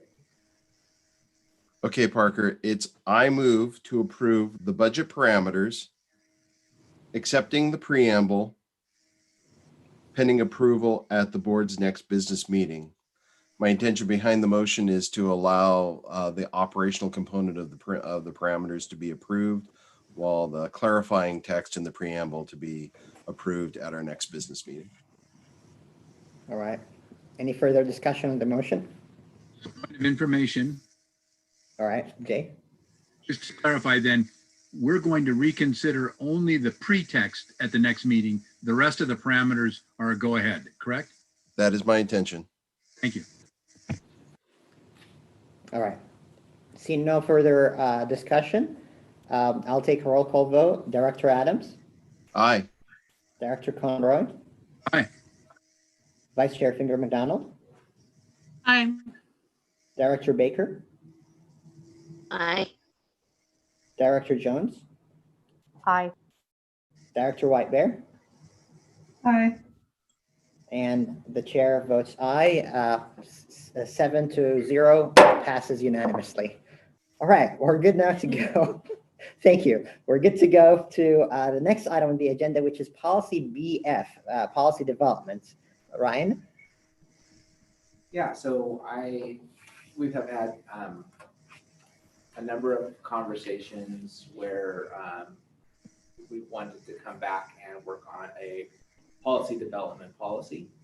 And so I thought the best place for us to start was to bring forward a draft policy from OSBA for us to look at and to receive some initial feedback from you. And then we can continue to work through that policy and bring it back to you with additional information or revision. So again, really the intention tonight is to begin a process that we have wanted to start for quite some time, and based on the year we've had, that hasn't necessarily been possible. And so more than anything, I want to get the ball rolling. Vince? So this has been an item of interest for me for a while, probably a better part of the time I've been on the school board. And so of course, Ryan and I have traded back and forth the document, and I appreciate this policy. I've seen it before. It's effective. A lot of the language that I've developed and have been working with is much more procedural. It's more about educating the public on how our policy process works. It's not really germane to policy. So my comments on policy BF and the way in changes that I personally would like to see to better reflect how Corvallis takes up policy or handles policy. The first is in paragraph 5. It's the first sentence, and I don't have it in front of me, which isn't good because now I can't quote it. But anyway, it's the one that says that the basic responsibility resides with the superintendent, and that in our community, that is not necessarily true. We've had policy originate from the community. We've had policy originate from board members. So it doesn't reside solely with the superintendent. The solution here, one, we could just strike that sentence out. I'm not completely wedded to that idea. I've also thought that repositioning it with the second sentence in that paragraph, it changes the meaning of the paragraph somewhat and better reflects our practices. The other change that I'd like to see in paragraph 5 is in the third sentence. It says the superintendent in developing these policies. I'd rather change these policies to draft policies. So the superintendent, so it would read, the superintendent in developing draft policy may be guided by the recommendations of staff and may seek parent community input, blah, blah, blah. And so that would be the other change that I would like to see in this one. Because it just, if you jigger around with the first two sentences in that paragraph, then these policies, it doesn't really make a whole lot of sense. And then the last item that, and frankly, I'm a little surprised. Well, maybe I'm not surprised coming from OSBA, but next year I would have been surprised. There's no mention here of the application of equity criteria in the development of policy. There's no mention of equity on this. And I think that, I think in our policy on policies, I think we need to activate, equity somehow in that. And so I have a sentence here, consider adding, the board will require all proposed policies to be reviewed using board approved equity criteria or something like that. But something where we're holding ourselves accountable, we're holding staff in their policy development process to applying some sort of equity lens to our policy development. So those are my suggestions on BF. Thank you, Vince. Comments, questions are next. Vince, do you have that written down in a format to send those in? Yes, I can send it all in. Okay, great. I just lost some of the language on the last one, so it would be good just to have a cross-reference. Wonderful, thank you. So we have Lou, Sarah, and then Tina. Lou? Yeah, I totally was like, what? This is that long, and I forgot they were like really short paragraphs. I missed the first thing you said, Vince. What? I was trying to find it, and I was like looking for a much longer. Sorry. I wasn't sure what you were saying with how it changed things, and so it was just a clarifying question for that very first point. Not the whole thing over again, but just a little tiny one. Sorry, I was muted. So it's the fifth paragraph. It's really all my suggestions are right there at the very end of the policy in that last chunk of text. And so it's that first sentence, and it really centers the control of policy, origination of policy with the superintendent, which isn't how our district or our community approaches that. We have I think we would want to have a broader point of or have policy originate from a variety of different sources. I would love to see our students developing policy. So I don't think it should be completely superintendent driven. I might get in trouble for that at work, but for my community, this is my opinion.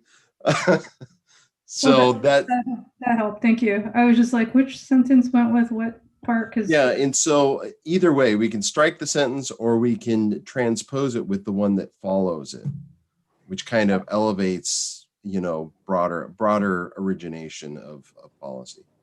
And as the superintendent, I'm not, as I read it, I also didn't feel like that was accurate in terms of how we work as a board. And so, or as you work as a board and I work as a superintendent. So I just want to be clear that I don't want to, maintain that sentence for the fact that what it says about my role versus your role. I don't think it's accurate either. And I'd like to clarify, I don't want to mistake this with the development of policy. And this is really just a discussion about where policy originates from.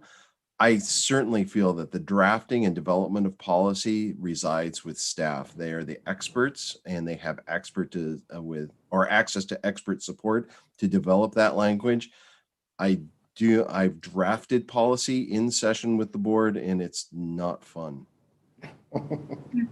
And then the other part of my question, I guess, about the policy about policy, I love this, it's so funny, but is that I'm wondering, Ryan, if Vince has already brought up like the equity lens, since the district has made a commitment to anti-racism, I'm wondering if that fits into this policy anywhere as well, since it's not anywhere except for like in the commitment as a district, and I haven't seen it show up in any anything yet. And I'm wondering if that could be something that's highlighted as, I don't know if it would be a priority type policy or something like that kind of language if we include equity as well. Yeah, that was the question. Thanks. Thanks, Lou. Up next is Sarah. Yeah, I was in agreement with Vince about that first sentence about who's responsible. I almost think that reversing those two sentences makes it, you're sort of saying anybody can do it, but the superintendent really is who does it. So I think I'm not sure just reversing the sentences solves our problem. I also had looked at the issue of where to include an equity lens. And I also appreciate Director Whitebear's interest in or recommendation to bring in an anti-racist statement.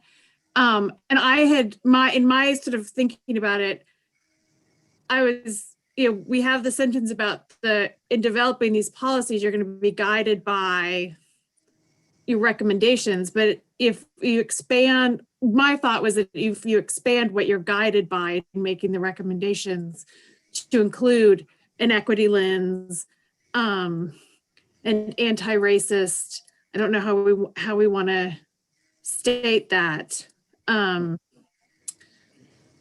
Because we don't really have an anti-racist lens. But my thought was to put it there and what should be guiding the development of policies.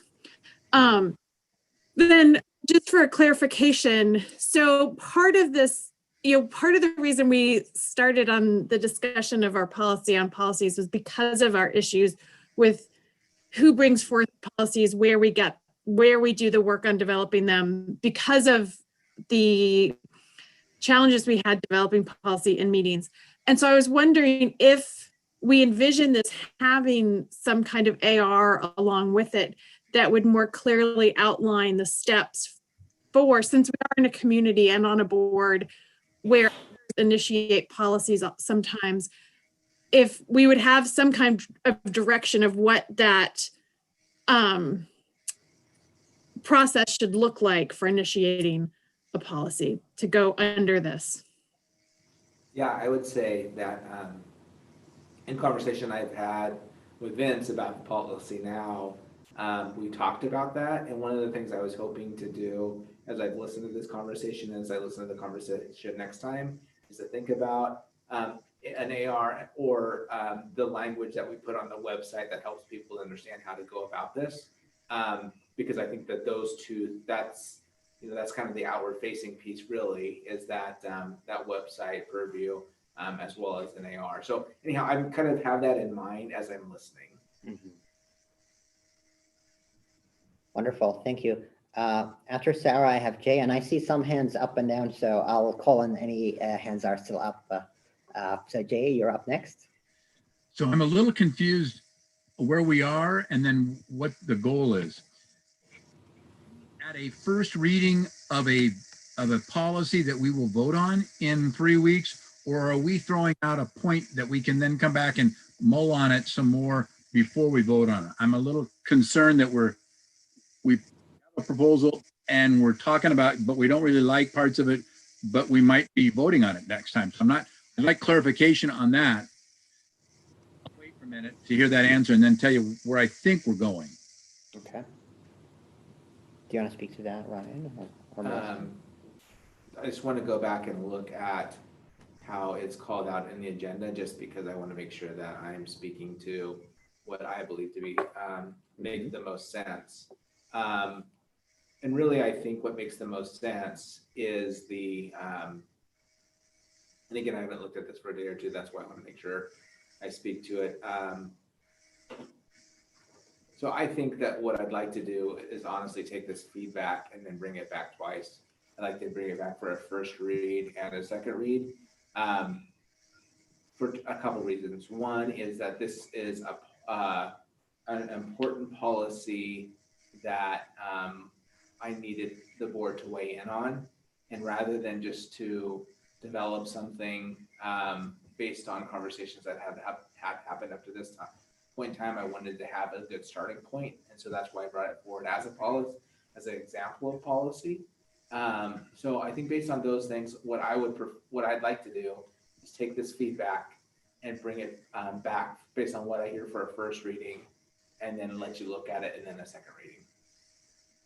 Thank you. So then my experience after 3.5 years is that if you ask us generally policy, who's responsible for the review and updating of policy, those are kind of shared responsibility. I think that what I hear from Vince is that this is a model policy that someone with experience with school boards knows that many policies, it is the superintendent and his leadership team that basically keeps us up to speed on a lot of it policies. So in that respect, I agree. That's kind of your basic responsibility. Keep us in line with the best policies that are around. I would put a space then after that first sentence and then say the board also has responsibility for bringing policies forth or amendments, because that's where the shared part comes. And I think that's been our practice. I think you have brought us on a regular basis revisions of policies and so on that none of us have brought forth as initiatives, and I don't want that job.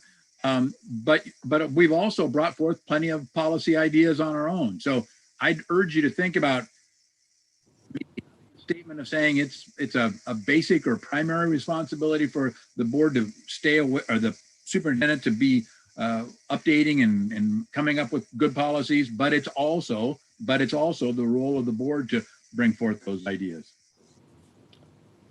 Wonderful. I do have a few comments, unless there's any others from board members. I'll start off actually from what Jay mentioned and others. I am in agreement about that the responsibility is for the board, but I'm thinking not Ryan, not the board today, in 10 years or 15 years. There have to be some kind of delegation from the board to the superintendent for compliance policy. So if there is a new ORS, the way I think about it is staff are getting updates, legal updates from OSBA, and it's presented to us. And I believe that's a good standard. Yeah. Like I don't look for those laws updates and say, what about this policy, right? Yeah. So I think that kind of clarification about compliance policy might be important to delineate. So that's my idea number one.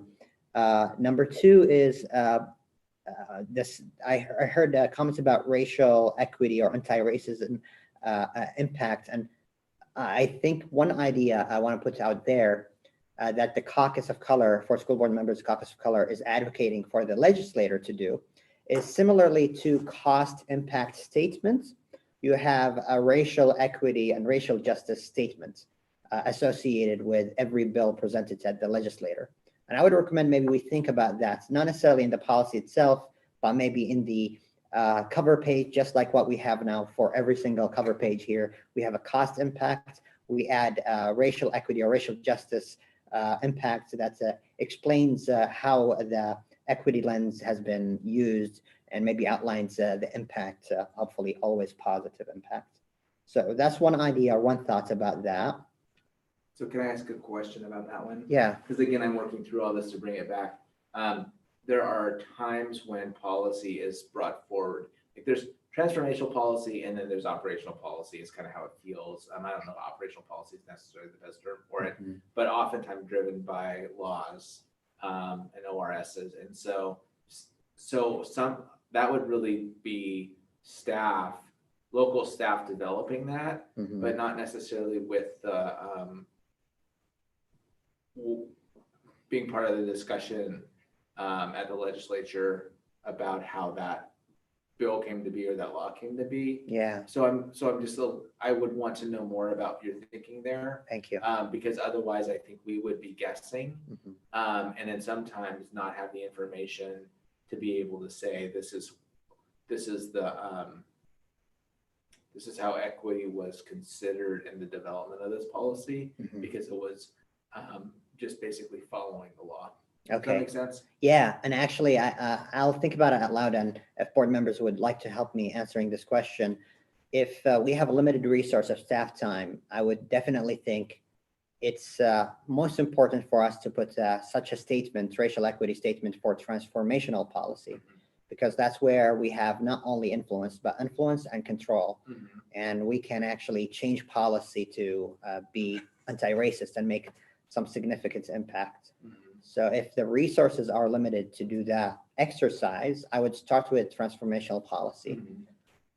Now, on my wish list would be, yes, every single policy, even if it was compliance policy, I would love to hear from our staff and community members saying ORS so-and-so or US law so-and-so is telling us to do that, and here's the negative impact for us. And we state that clearly. The negative impact is not in our control. It's in the systems and the structure that we have. And knowing about that will empower the board to go to the legislator and the Congress and say, this is affecting our communities negatively. So my wish list would be yes for everything. But if I'm limited with resource, I would start first with transformational policy. And I saw hands up there. So if I did not answer with the voice of the board, I want to see if Therese, Vince, Lou, and then Jay, if you want to speak to this. Therese? Thank you, Sammy. I appreciate this part of the conversation. I think this is really cuts very close to really what is going to be the core identity of our district. So yeah, I like the idea of in a wish, if we could have everything, we wouldn't be choosing. We're probably going to need to choose, perhaps. I would say that transformational policy, given the history of our board, one tends to come from individuals, tends to come from within, and the board is very involved in those. And as such, it is board resources that are often helping to shape at least the early idea around what we want a policy to accomplish. But what I will say is that if we really do have to make a choice, I think it is those operational policies where we have to spend our district's resources to ensure that we are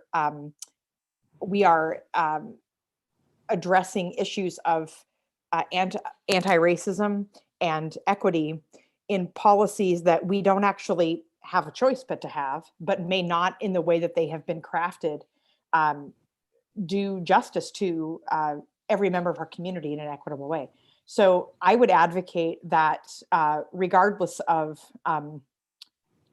what the policy recommendation is as it comes to us, if we cannot explicitly tie it to anti-racism, if we cannot point to this policy and say, this is the way that it will support equity, this is a way that it makes it difficult for issues of racism to be reinforced or supported and upheld in what we know to be institutionally oppressive structures for persons of color, that's where our energy needs to be, because that's where we can become a model for other districts to say, yeah, we get that you said we have to have a sex ed policy. Here's our policy. But that policy that came to us, it did not treat people of color equally. It did not address the reality of circumstances that cross socioeconomic disparity or issues related to race. And so we're going to take the policy, but we're going to fix the policy. We're going to address those gaps because we're not going to allow a procedure from outside of us to undo the hard work we are trying to do in our community. So I'm not concerned about transformational policy being able to capture those. I think in the spirit of what transformational policy is, it will do it. I would much rather see us not allow operational policies to come into our district that could undermine the anti-racist work that we as a district are saying we want to do. All right, Vince? Yeah, my comments are similar to what Therese just said. I'm reminded of a question that the board got in our homework for our work session where we were considering, equity policy. And the question was, why should we talk about equity when considering education? And I know and it's interesting in our time together in that we didn't actually address that question. And I was a little disappointed because I wrote a bunch of things about how race impacts who we are. It permeates every aspect of our lives, our racial identity.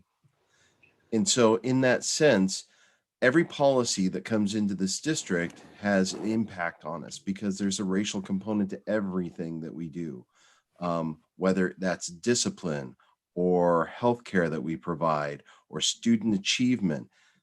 There's going to be an equity component to it. And while it pains me to ask this of our staff, because I know it is a big task to apply an equity lens to every policy document that we're going to look at, ultimately, it's the system change that needs to happen. It's the tool that needs to be applied. And we're applying it actually at the downstream end. We're at where policy gets implemented at the ground.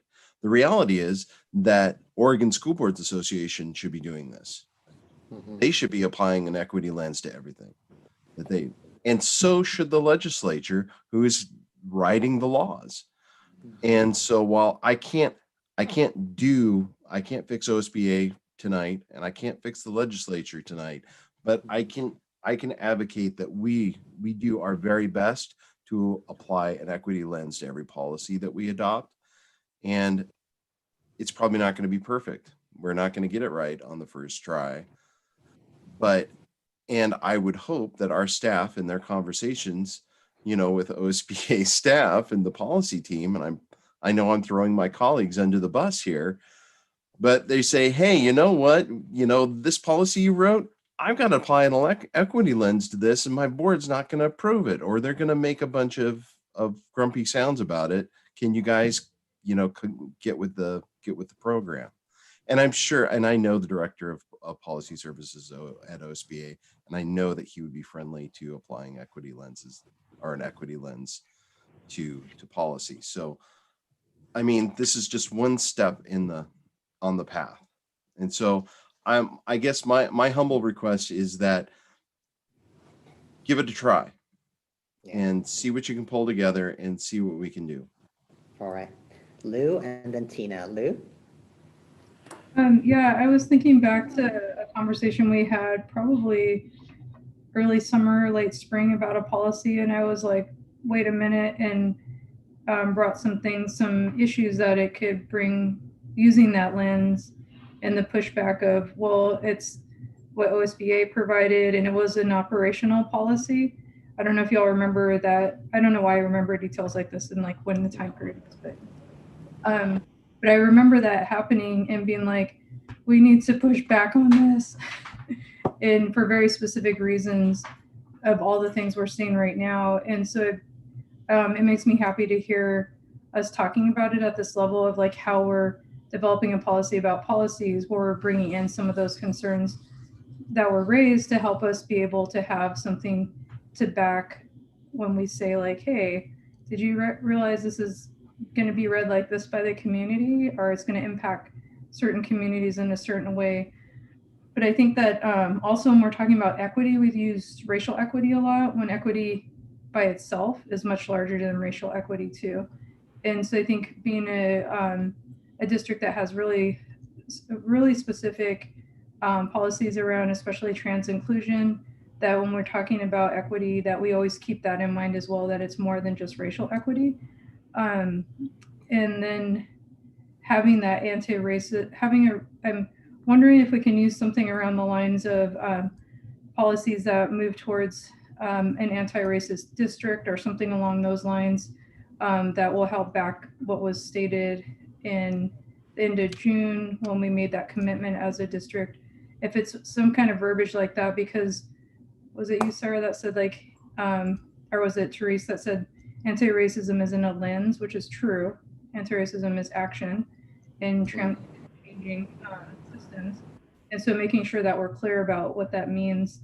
And I was originally going to say when it gets to the board, maybe that could be our job, but then that causes more work on the staff. So I'm trying to figure out what that balance is, because being able to look at the operational policies that are coming through state mandates and being like, and I'm trying to think of a way of how we can apply this as a district while also being able to provide feedback to stay in compliance at the same time. And so I'm not sure how we're going to address this in the future, but I have a feeling it's going to come up with whatever we decide to do, that there may be a point where we're going to have to at least temporarily adopt policies with the intent to provide feedback to stay in compliance with some state mandates. And so I'm recognizing that at the same time. I don't know what I'm trying to say at this point. I'm rambling, but what I do know is that I think that is one of the most important things we can do is look at those operational mandated ones because of all the things that have been said. And that's going to be really important moving forward, especially after the pandemic, with the disparities that have been highlighted during the pandemic, and being able to recognize that through policies in the future, especially state mandated ones. So yeah. Thank you. So I think that's that was helpful to hear all of that. And I don't know if somebody might still have their hand up, but yeah. And so I think it gives us some things to think about. You know, one of the things we've done is we have sort of changed how policy development has happened over time to it. This is, I think, the third iteration since I've been here that we've looked at how we do it now. And then the other piece is conversation with OSBA. So I think that was helpful, and it gave us what I think as some areas to look into. Wonderful. Thank you, Ryan. I want to acknowledge we have Tina and then Jay. Also, we have other business to do, so I'll give you as much time as you need. But Tina? Yeah, I just wanted to say that I agree with Lou's sentiments that she was just stating. But I also want to just bring it back to a reminder for everybody, and especially for people who are new to anti-racism work, is operational policies are a part of the systems and in institutions. And we cannot be anti-racist if we don't put an anti-racist lens. I know that anti-racist lens is not a thing, but or a focus for our operational policies. It is imperative to focus on anti-racism work in our operational policies. That's just a tag along to what Lou had to say, and Therese. Thank you, Tina. Appreciate it. Jay? In listening to the discussion and looking at the wording from the state association, I think that they might argue that what they have put forth, I just Googled Eugene, this very same policy in it. It's more of a skeleton approach to policy making. And we have added in our discussion, I think, values that would underline our policy work.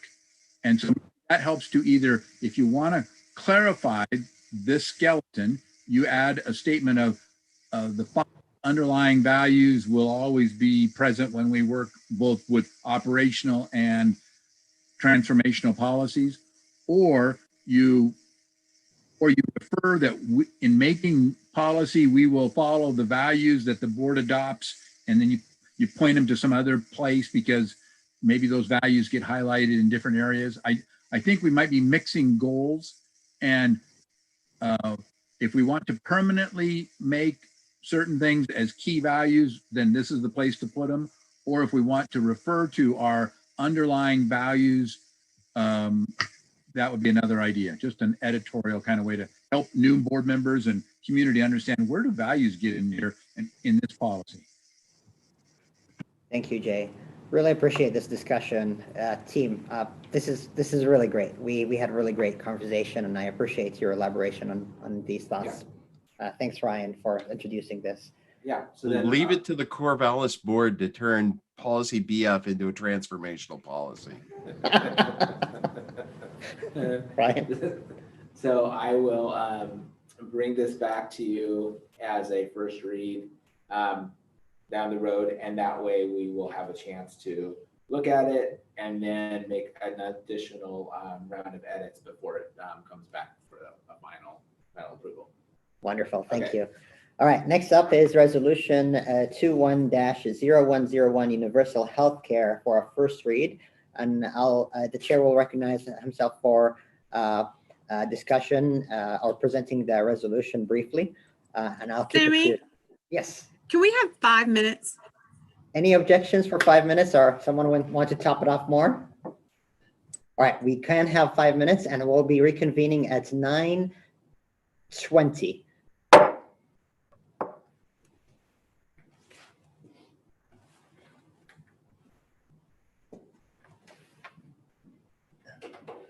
Good point.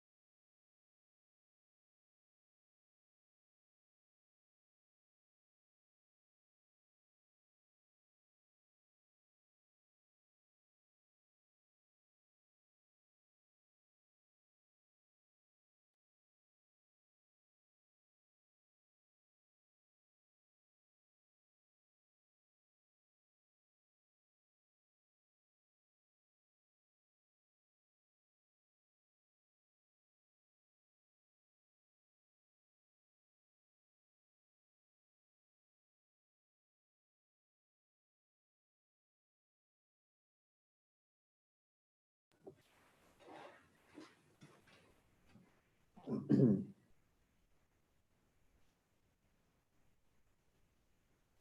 right. If I can get a signal from everybody who's here.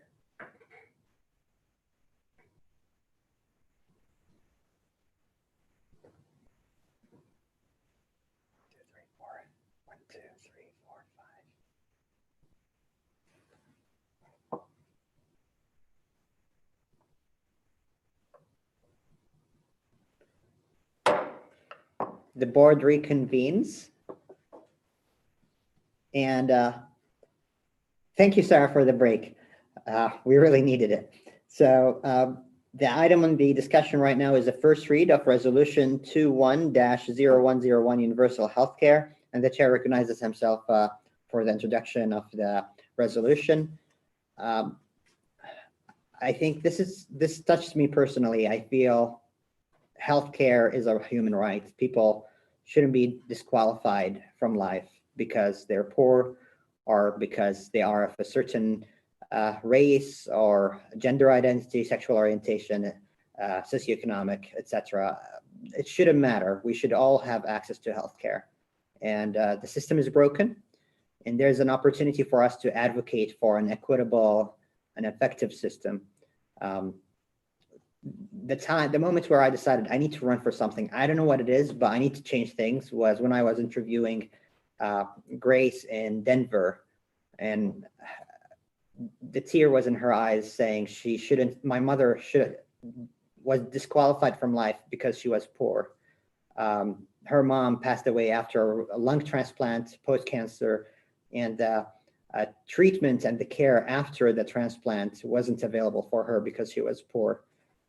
And I felt this is not fair. We need to do something about it. And for us in the school district, that impacts our teachers, their families, our students, their families, and the community at large. I think it is not only fiscally right thing to do for the country and for the state, since it will provide us the ability to teach our students effectively and care for the whole child mentally and physically. They will be whole and well, and also they can receive the help they need to grow and prosper, and also to be able to educate them. I feel that's not only the reason, it is a moral choice that we say everybody deserves healthcare, and the state should support that access for everybody. To explain the resolution, this is a resolution that advocates and urges Congress to provide a system on allow states to have a system, universal healthcare system, and also encourages and urges the state of Oregon to have such a system. So this is something that needs to be done on a macro scale. We cannot do it alone, but we can do it together if we advocate for it. And a position of the board to do such advocacy for this resolution, in my opinion and my view, is in line with the board goal for our health and wellness. So with that, I would like to urge us all to vote in favor of this resolution. And after this moment, I'll be neutral and I'll entertain any discussion on this. Vince? So since we have the luxury of having the finance director with us, Olivia, if you could join us, I have a question. I know that about 85% of our budget goes to staffing. And I'm curious, what proportion of that is healthcare? And if you could, maybe estimate a dollar amount. Ballpark is fine. Olivia, while you're pulling up those numbers on the spot like that, could you also tack on your perspective on what we lose in terms of both personnel, the softer costs of illness, particularly untreated illness, of missed work, individuals that we don't retain because they need to move on to, they can't work anymore because they're not getting adequate health care. I'm looking for more than just the cost of the health plan, but the other pieces that, were we to have adequate health care for every person in our district, might also impact in terms of our personnel and their ability to do their jobs. So I know you have literally on the top of your head, exactly a hard number that you can give us. Olivia, you're muted.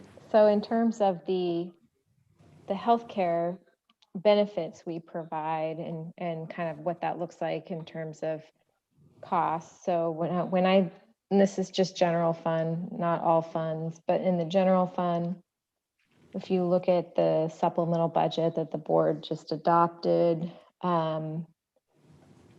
total employee compensation is about 78% of the budget, the general fund budget right now. And contractual employee benefits, which would be our contributions toward insurance premiums, is $11.1 million, which is about 13% of the general fund budget. The piece, I don't have any sort of the information around the staffing piece around how, like, if there are resignations or leaves tied to sickness is probably more of a human resources question. I don't have any fact or, statistical information around that.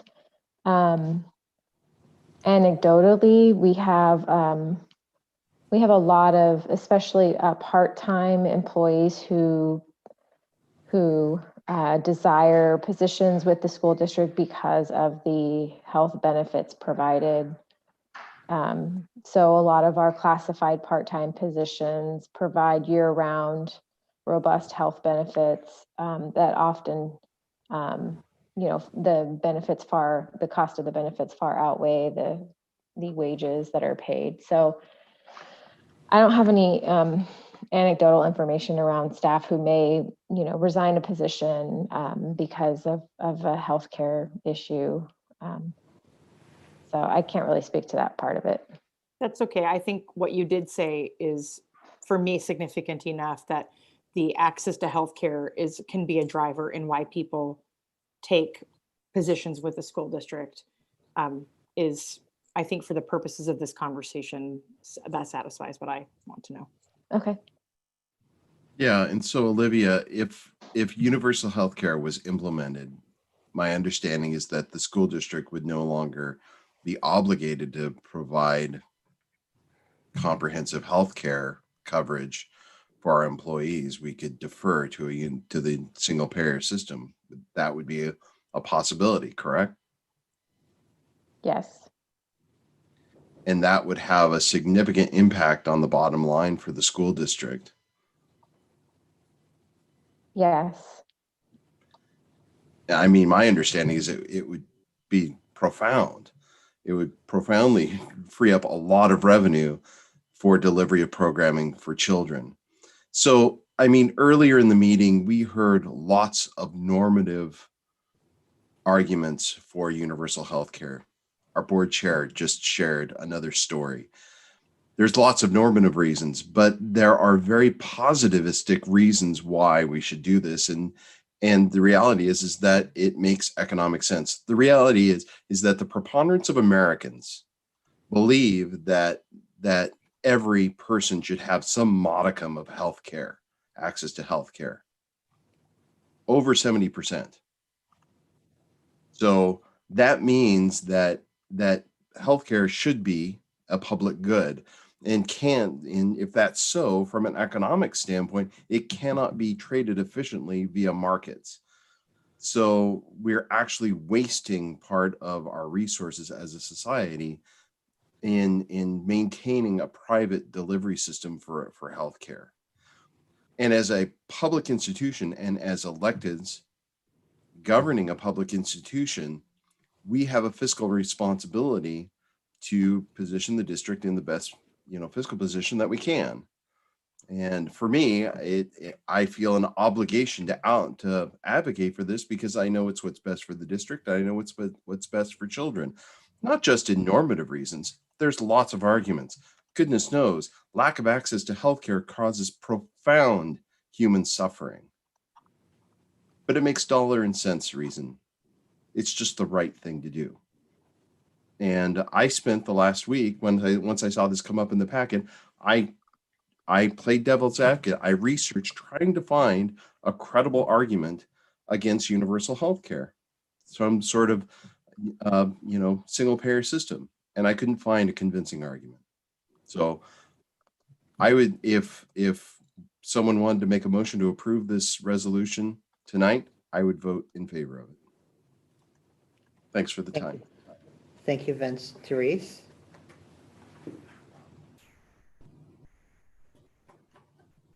All right, the next up is Lou.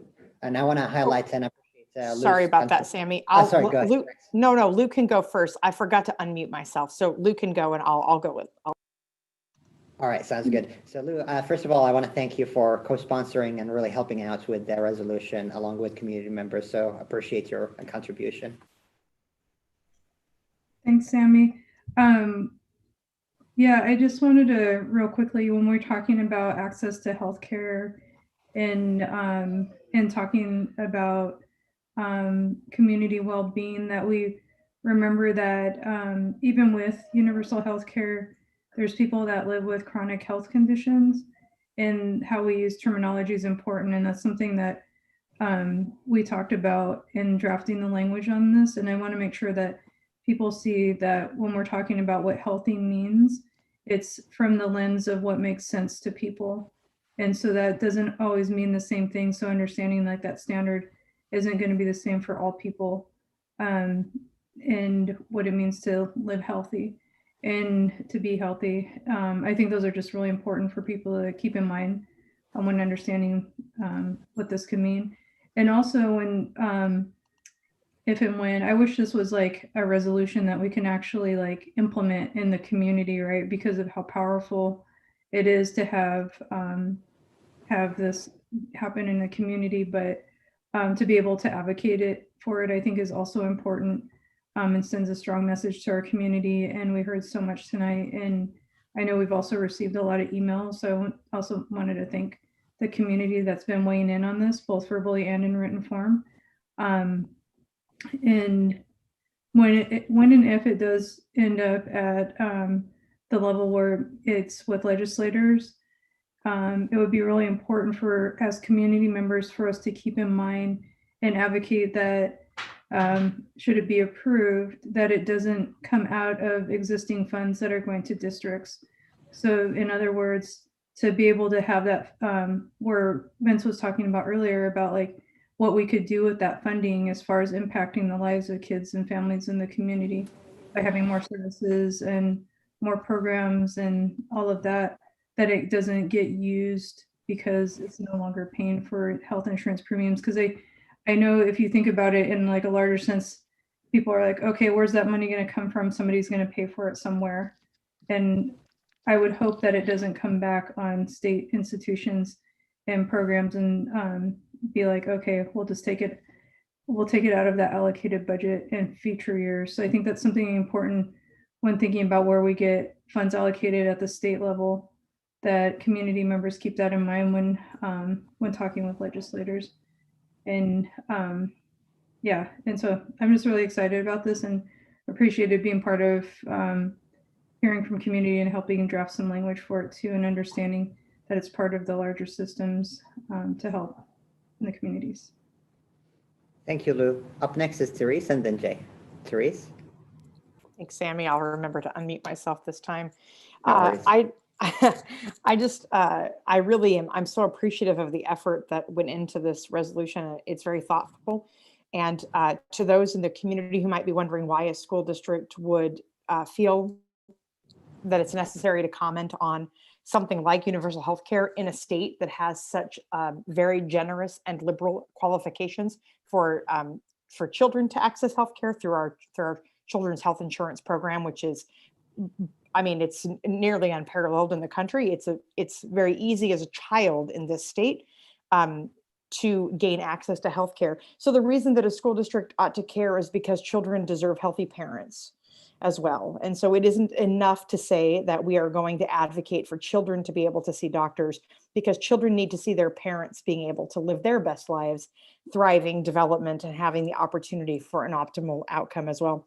as the child of a parent who struggled with physical health issues for most of her life, I very much experienced the phenomena of accelerated aging as I was 15 and driving, probably not even legally, to take my mom to a doctor's appointment because she couldn't drive herself, or missing my college writing class to sit in because we needed a second pair of ears to hear what the doctor was going to say.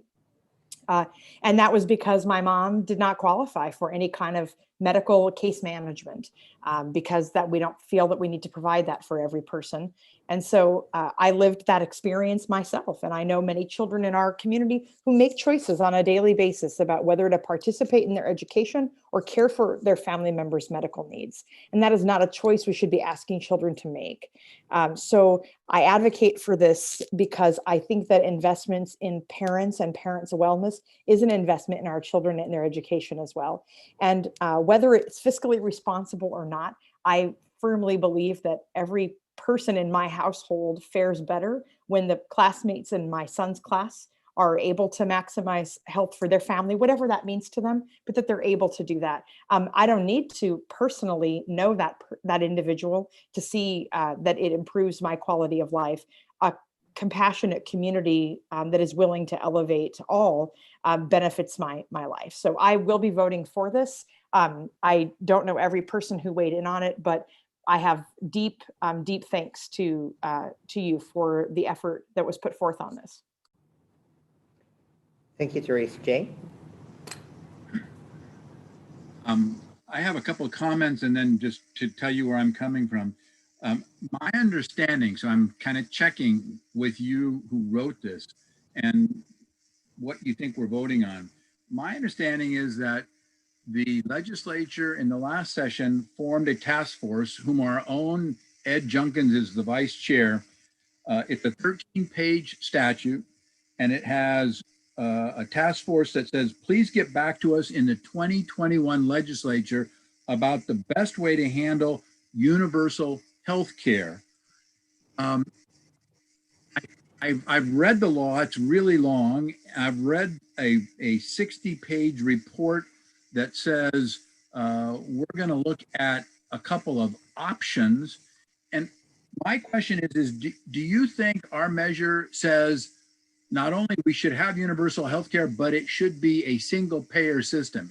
I'm asking as a point of information, clarification. Do you think our resolution says the right way to do universal health care is with a single payer system? That's the way I read it, the resolution, but I just want to check that. Mm-hmm. I would be very verbatim in answering the question, Jay, by saying it urges the Oregon State Legislature to create a publicly funded universal healthcare system, and the same for Congress, enabling states to do so, and also for the United States Congress to create publicly funded universal healthcare system, such as the one in HR 1384, the Medicare for All Act of 2019. So that's where it is.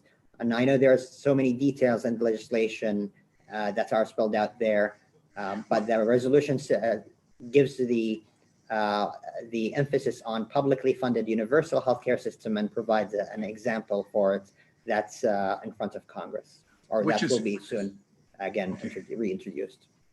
Well, I think what I'm concerned about is for us to tackle maybe this complex topic. I can't do it, but there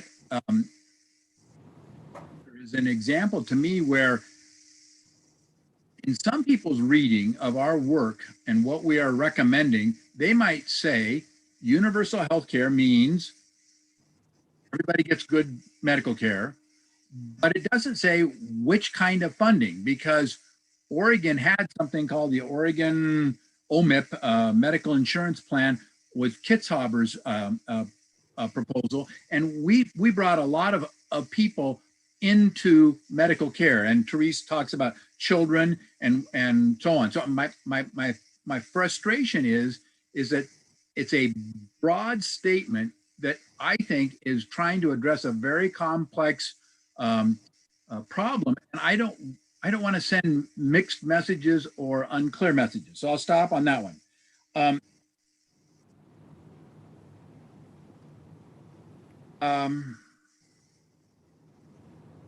trying to get to my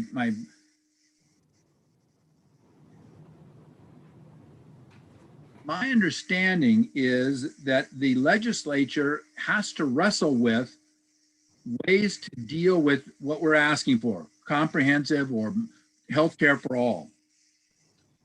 And I think I heard editorial comments already from our board that says, we mean for you to do good medical care for all, but we don't want it to come out of education.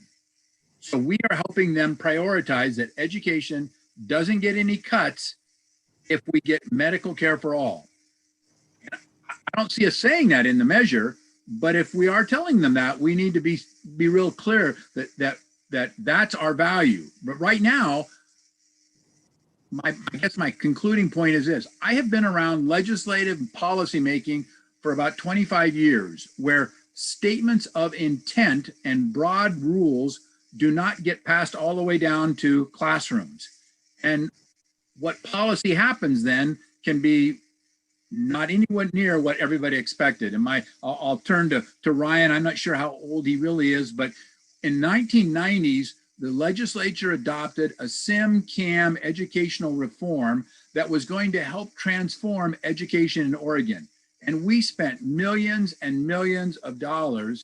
And just by looks of your faces, we don't have a SIM or CAM in the last 20 years. So my caution is broad stroke patting the legislature to say, please get us something is not, I don't think, effective lawmaking. So I'm going to express reservations about doing this kind of broad stroke recommendations.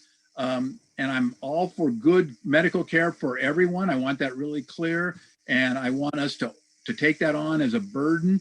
But the right vehicle, I'm just real nervous about saying, I know, or a certain group of people know the right vehicle when we haven't the time or background to study it and come up with it. So that's my concern. And I'll try to do some work on specifics as we go through it. Thank you, Jay. Lou, would you like to speak?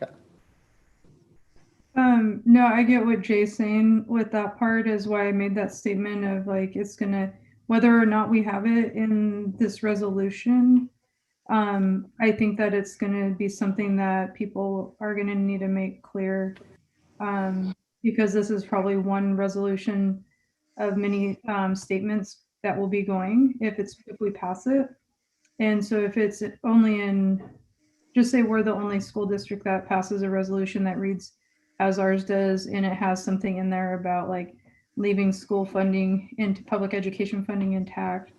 I really strongly believe that people are still going to have to advocate for that, because one out of many statements going in, knowing how many statements go into legislators is not going to, I don't think if, whether or not it's in our single statement, I don't know if that'll be the deal breaker for the advocacy needing to happen or not.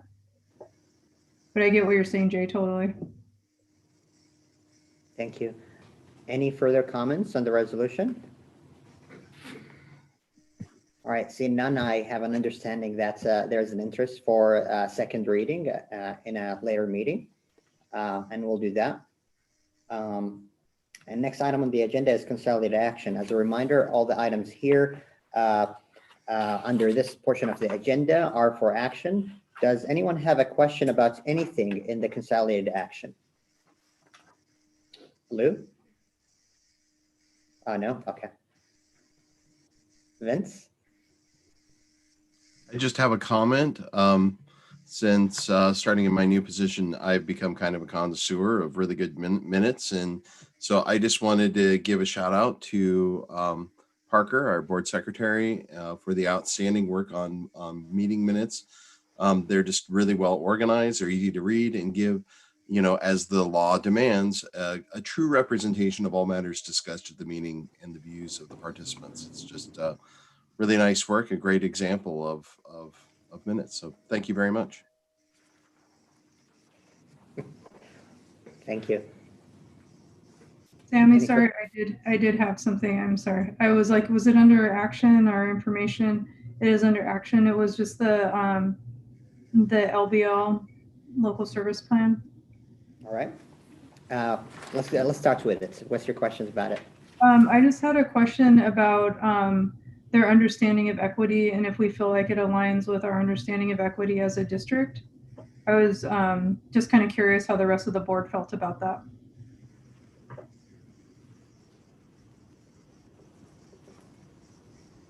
Could you state your question again, Lou? I wasn't.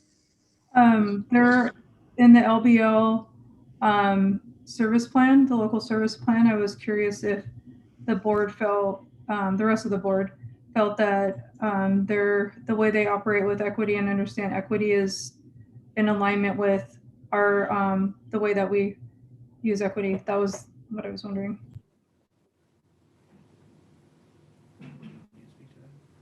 To my knowledge, this board hasn't interacted with the LBL ESD board in that channel or on that topic, so it would be hard to characterize that.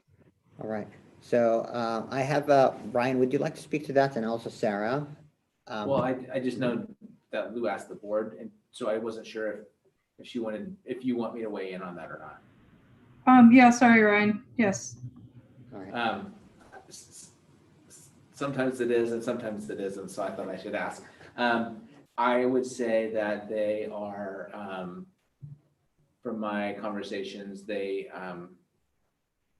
as a board, probably have more, our board has had more conversations about equity than the ESD board has. I know that their current superintendent, Tanya Everest, is working to have those conversations with their board. And she has been meeting with us in our regional racial equity group. So there is commitment from their top executive. At the same time, I know that they have work to do.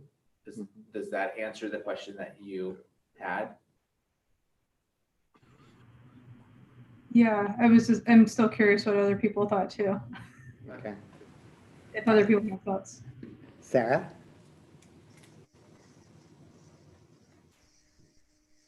Yeah, so I'm on the budget committee for the ESD. And so I have a little bit of experience, not a ton of exposure, but a little bit of exposure. I would sort of agree with Ryan that their superintendent is kind of ahead of where their board is right now, is working at bringing them along. It's something they're working on. Mm-hmm. Thanks, Sarah. Jay? My understanding of ESDs, Lou, maybe would be help in that they were designed to inequity because I'm a small district and don't have enough money to buy the right services for my kids. And if we pool our resources, we can get the Monroe district, the Philomath district, as much money as the Beaverton district. So that by its very structure, it's a good thing for equity. It's a question of, does it continue to deliver every year, or do they get in some way off track and policies or expenditures that aren't reasonable and don't help all kids or more kids, get through this? So that's the fundamental question. I think the basic structure is very equity oriented, but just a quick thought. Thank you, Jay. If I may try to talk about that honestly, I am not satisfied by their equity statement. It's so to say it in layman terms, it's a little bit vanilla. This is what I would say, honestly, before joining this board and learning what equity really means, and knowing that if you want to define equity, you need to be intentional about saying, here's the gap, and this is how we need to fill the gap. So I really appreciate the perspectives that I hear, that there is some conversations need to be had. I'm going to go a little bit operational here. It's not going to be any hesitation for me to approve the plan, but to say there are some equity issues that extend to services that we're getting.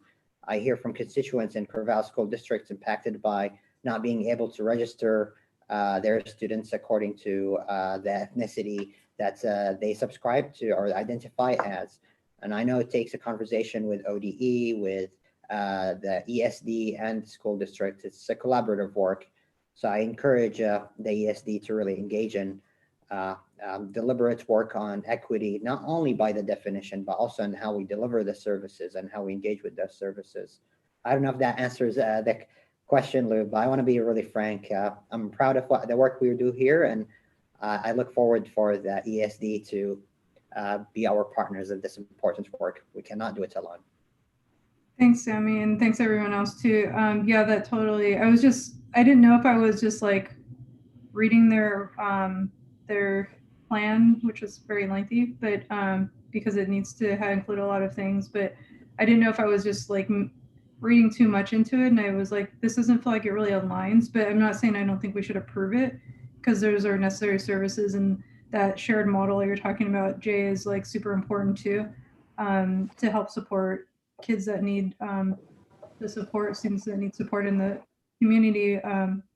It was just, yeah, it was very interesting and felt a little bit tokenizing in some parts too of how they describe. It's on page 7, just if people want to know where it's at, their equity statement. And the reason why I was asking is because if we have a different way that we not only view but operationalize equity within the district, and we're partners in the work with LBL, then I think it's really important to think about how those services are delivered and who's impacted. And Sammy, you brought up a really good one, because I've heard that several times too about the demographics and some other things too of services that are available, and even stuff around attendance and stuff like that. And that actually is related to the healthcare thing that we were just talking about. But so I think that there's a lot that may not be in alignment with the way that services are provided and the way that the district operates. And I just think it's good for us to be aware of it as we look at approving this is all. So thank you. Thanks, Lou. I appreciate it. And again, I want to highlight Tanya is doing really impressive and amazing work. I really appreciate her leadership at the ESD. The other thing I'd say is that the local service plan looks dramatically different than it's looked in the past, which is really, but it also allows you to sort of read through it and take information from it that you haven't necessarily been able to pull from it before. So I think that the change in format is great, and it also highlights some areas where there's work to be done. Yes, that's definitely a good step forward. Sarah and Sammy, I have a question. Yes. How do you describe the fund allocation? You talk about basic stuff, Lou. How would you describe the fund allocation district by district? Is it, I mean, for instance, what I've learned in our district is we don't go just by the number of kids that walk into Jaguar or Wilson or not Wilson, but Wildcat. We talk about special needs in special districts.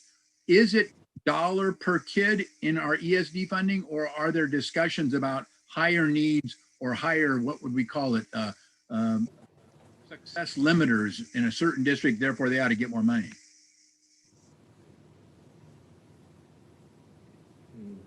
That makes sense? Yeah, I think I heard your question, but I think you asked me and Sarah, and I want to ask Sarah if she's okay with Ryan maybe answer it. Do you feel comfortable answering the question, Ryan? Yeah, so the way that the system currently is set up is that there's tier 1 and tier 2 services. And tier 1 services require, it's by vote for things to become tier 1. And it's by number of districts and also number of students in our region that are represented in the yes vote versus the no vote. And so then those things go into the like a level of service for all districts across our region. And then tier 2 is services that individual districts get to allocate resource to. So in tier 2, one of the things that we do is we pay for our ongoing having our health navigators. And so while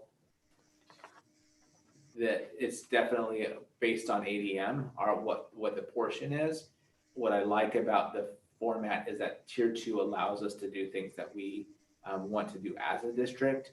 And for us, some of those things have allowed us to do more in our equity work and support of students.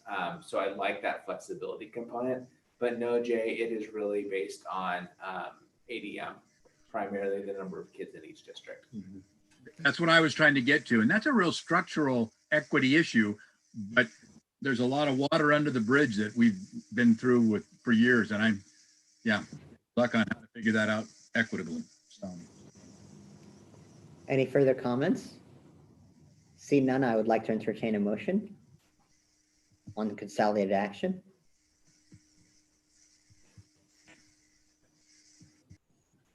Do I hear a motion? We approve consolidated action. Do I hear a second? I second it. It's been moved by Vice Chair Sarah Finger McDonald and seconded by Director Jay Conroy to approve consolidated action. Is there any further discussion on the motion?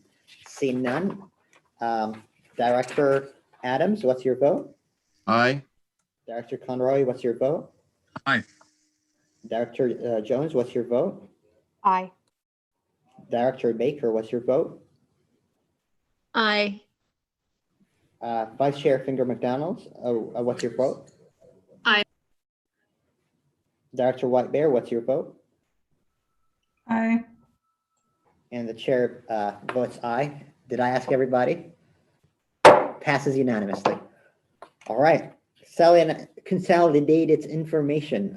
Is there anyone who would like to, as a reminder, the items under the agenda is for discussion only. Would anyone like to discuss an item on consolidated information? Vince? I would like to congratulate the finance team once again for a clean CAFR. Well done. And I just really appreciated the transmittal letter at the beginning. It's, a wonderful summary of the district and the work that we do. So just thank you for creating for just being great fiscal stewards and for providing this great document for the public. Thank you very much. Thank you, Vince. And for the record, I want to echo your remarks. Our district is a role model in this work, and this is important. This is how we can do work efficiently, effectively, and responsibly. Thank you. And thank you, Olivia and team. Any further questions or a discussion? See none. We are up to our last item on the agenda before adjournment, which is board member comments. Is there any board member who would wish to make a comment? Sarah, and then Vince.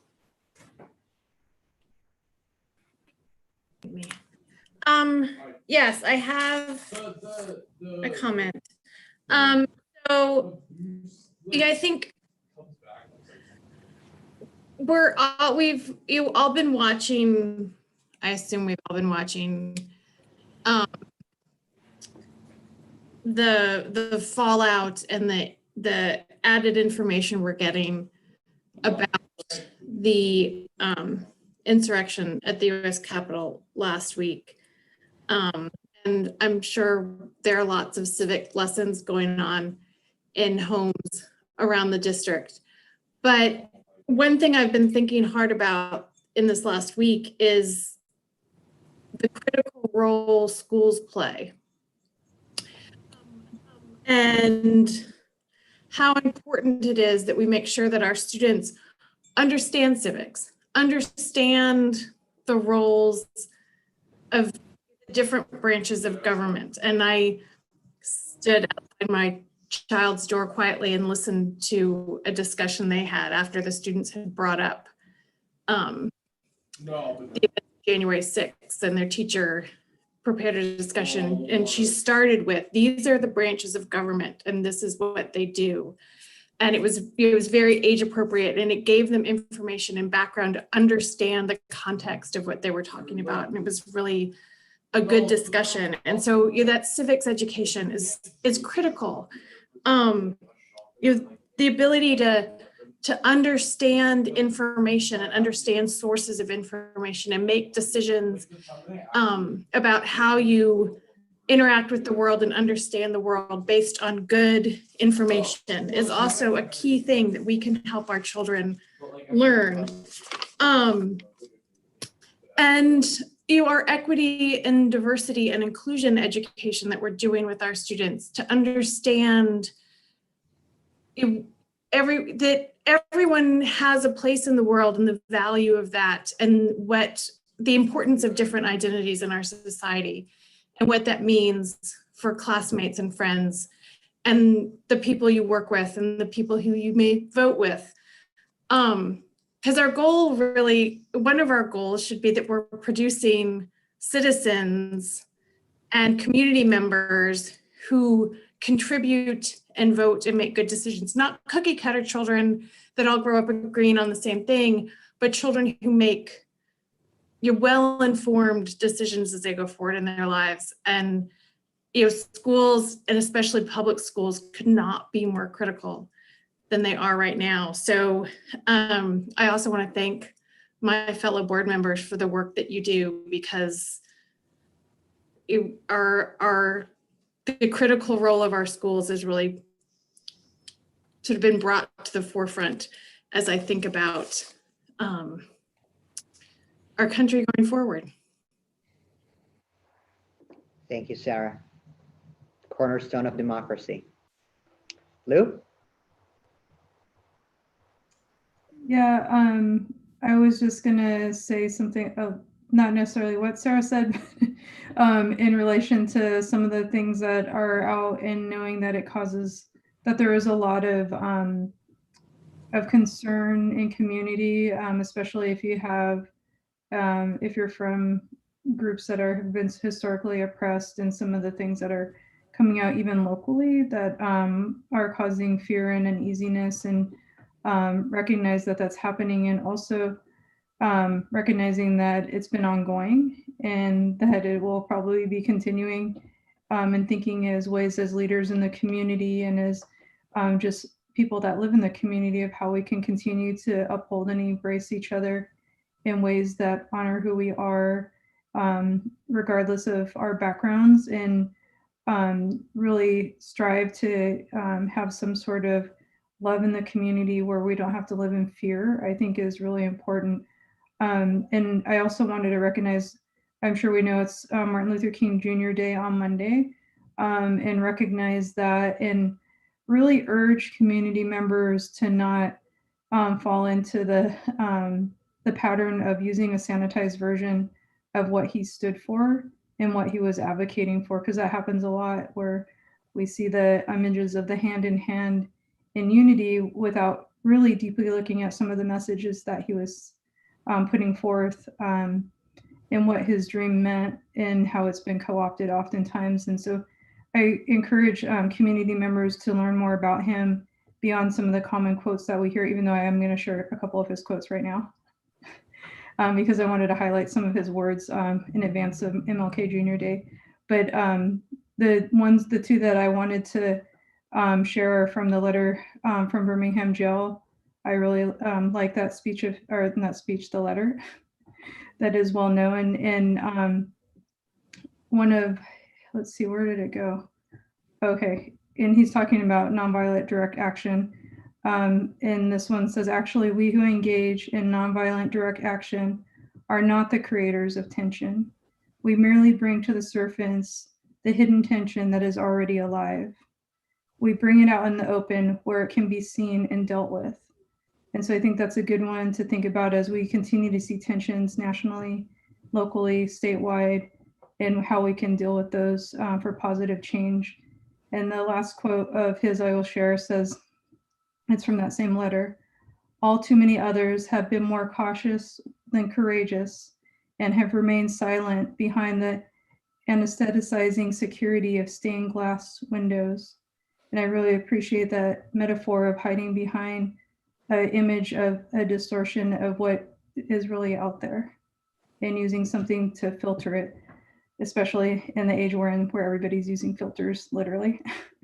So I wanted to share those two as we think of how to move forward as a society and as a community, as the roles that we have in education with the kids and the children and students in the community who are our future, who are looking at us as adults and as leaders, and our actions as we move forward to think about some of the words that he shared and so many others throughout history that inspire change and positive actions. So that's all. Thank you. Thank you, Lou. Jay, you're up next. Jay, you're muted.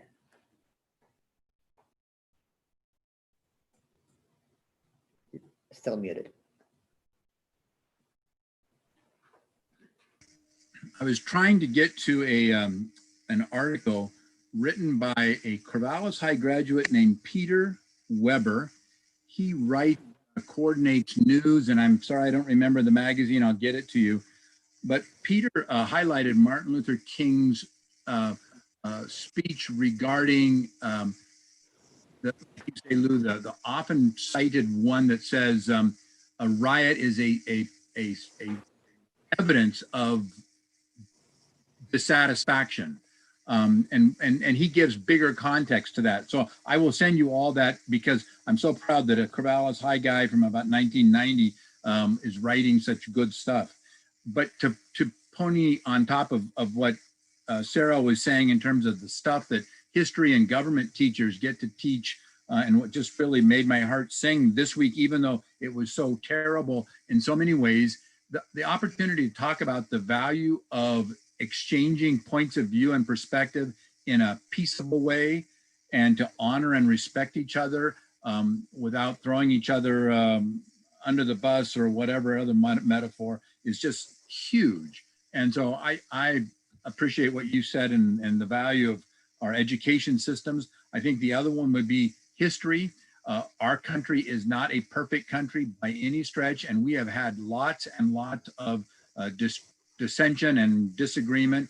And for us to learn about that and where did we go wrong and where can we get better, that's a great opportunity. So, and then lastly, I just want to say thank you again. I say it a lot, but thank you again to Ryan and your leaders. This, for us, this is unbelievable time. And so to wade through the tenseness, not only of your house being caved in on, but then you throw the real stuff of schools and parents and kids. Thank you for your hard work. Keep it up. And branches of tree. Yeah. Well, with that, I'll, any further comments from our board members? With that, I'll release Ryan so he can go back home. And I want to really appreciate your work. Day by day, we must make things better. And I think the work that we're doing is so important toward that direction. So thank you all for your contribution, your service, and for community members for their participation as well, and for staff for the good work. Yeah. Glad to have a great team. Since there is no further business on the school board, we are adjourned. Have a wonderful night and good night.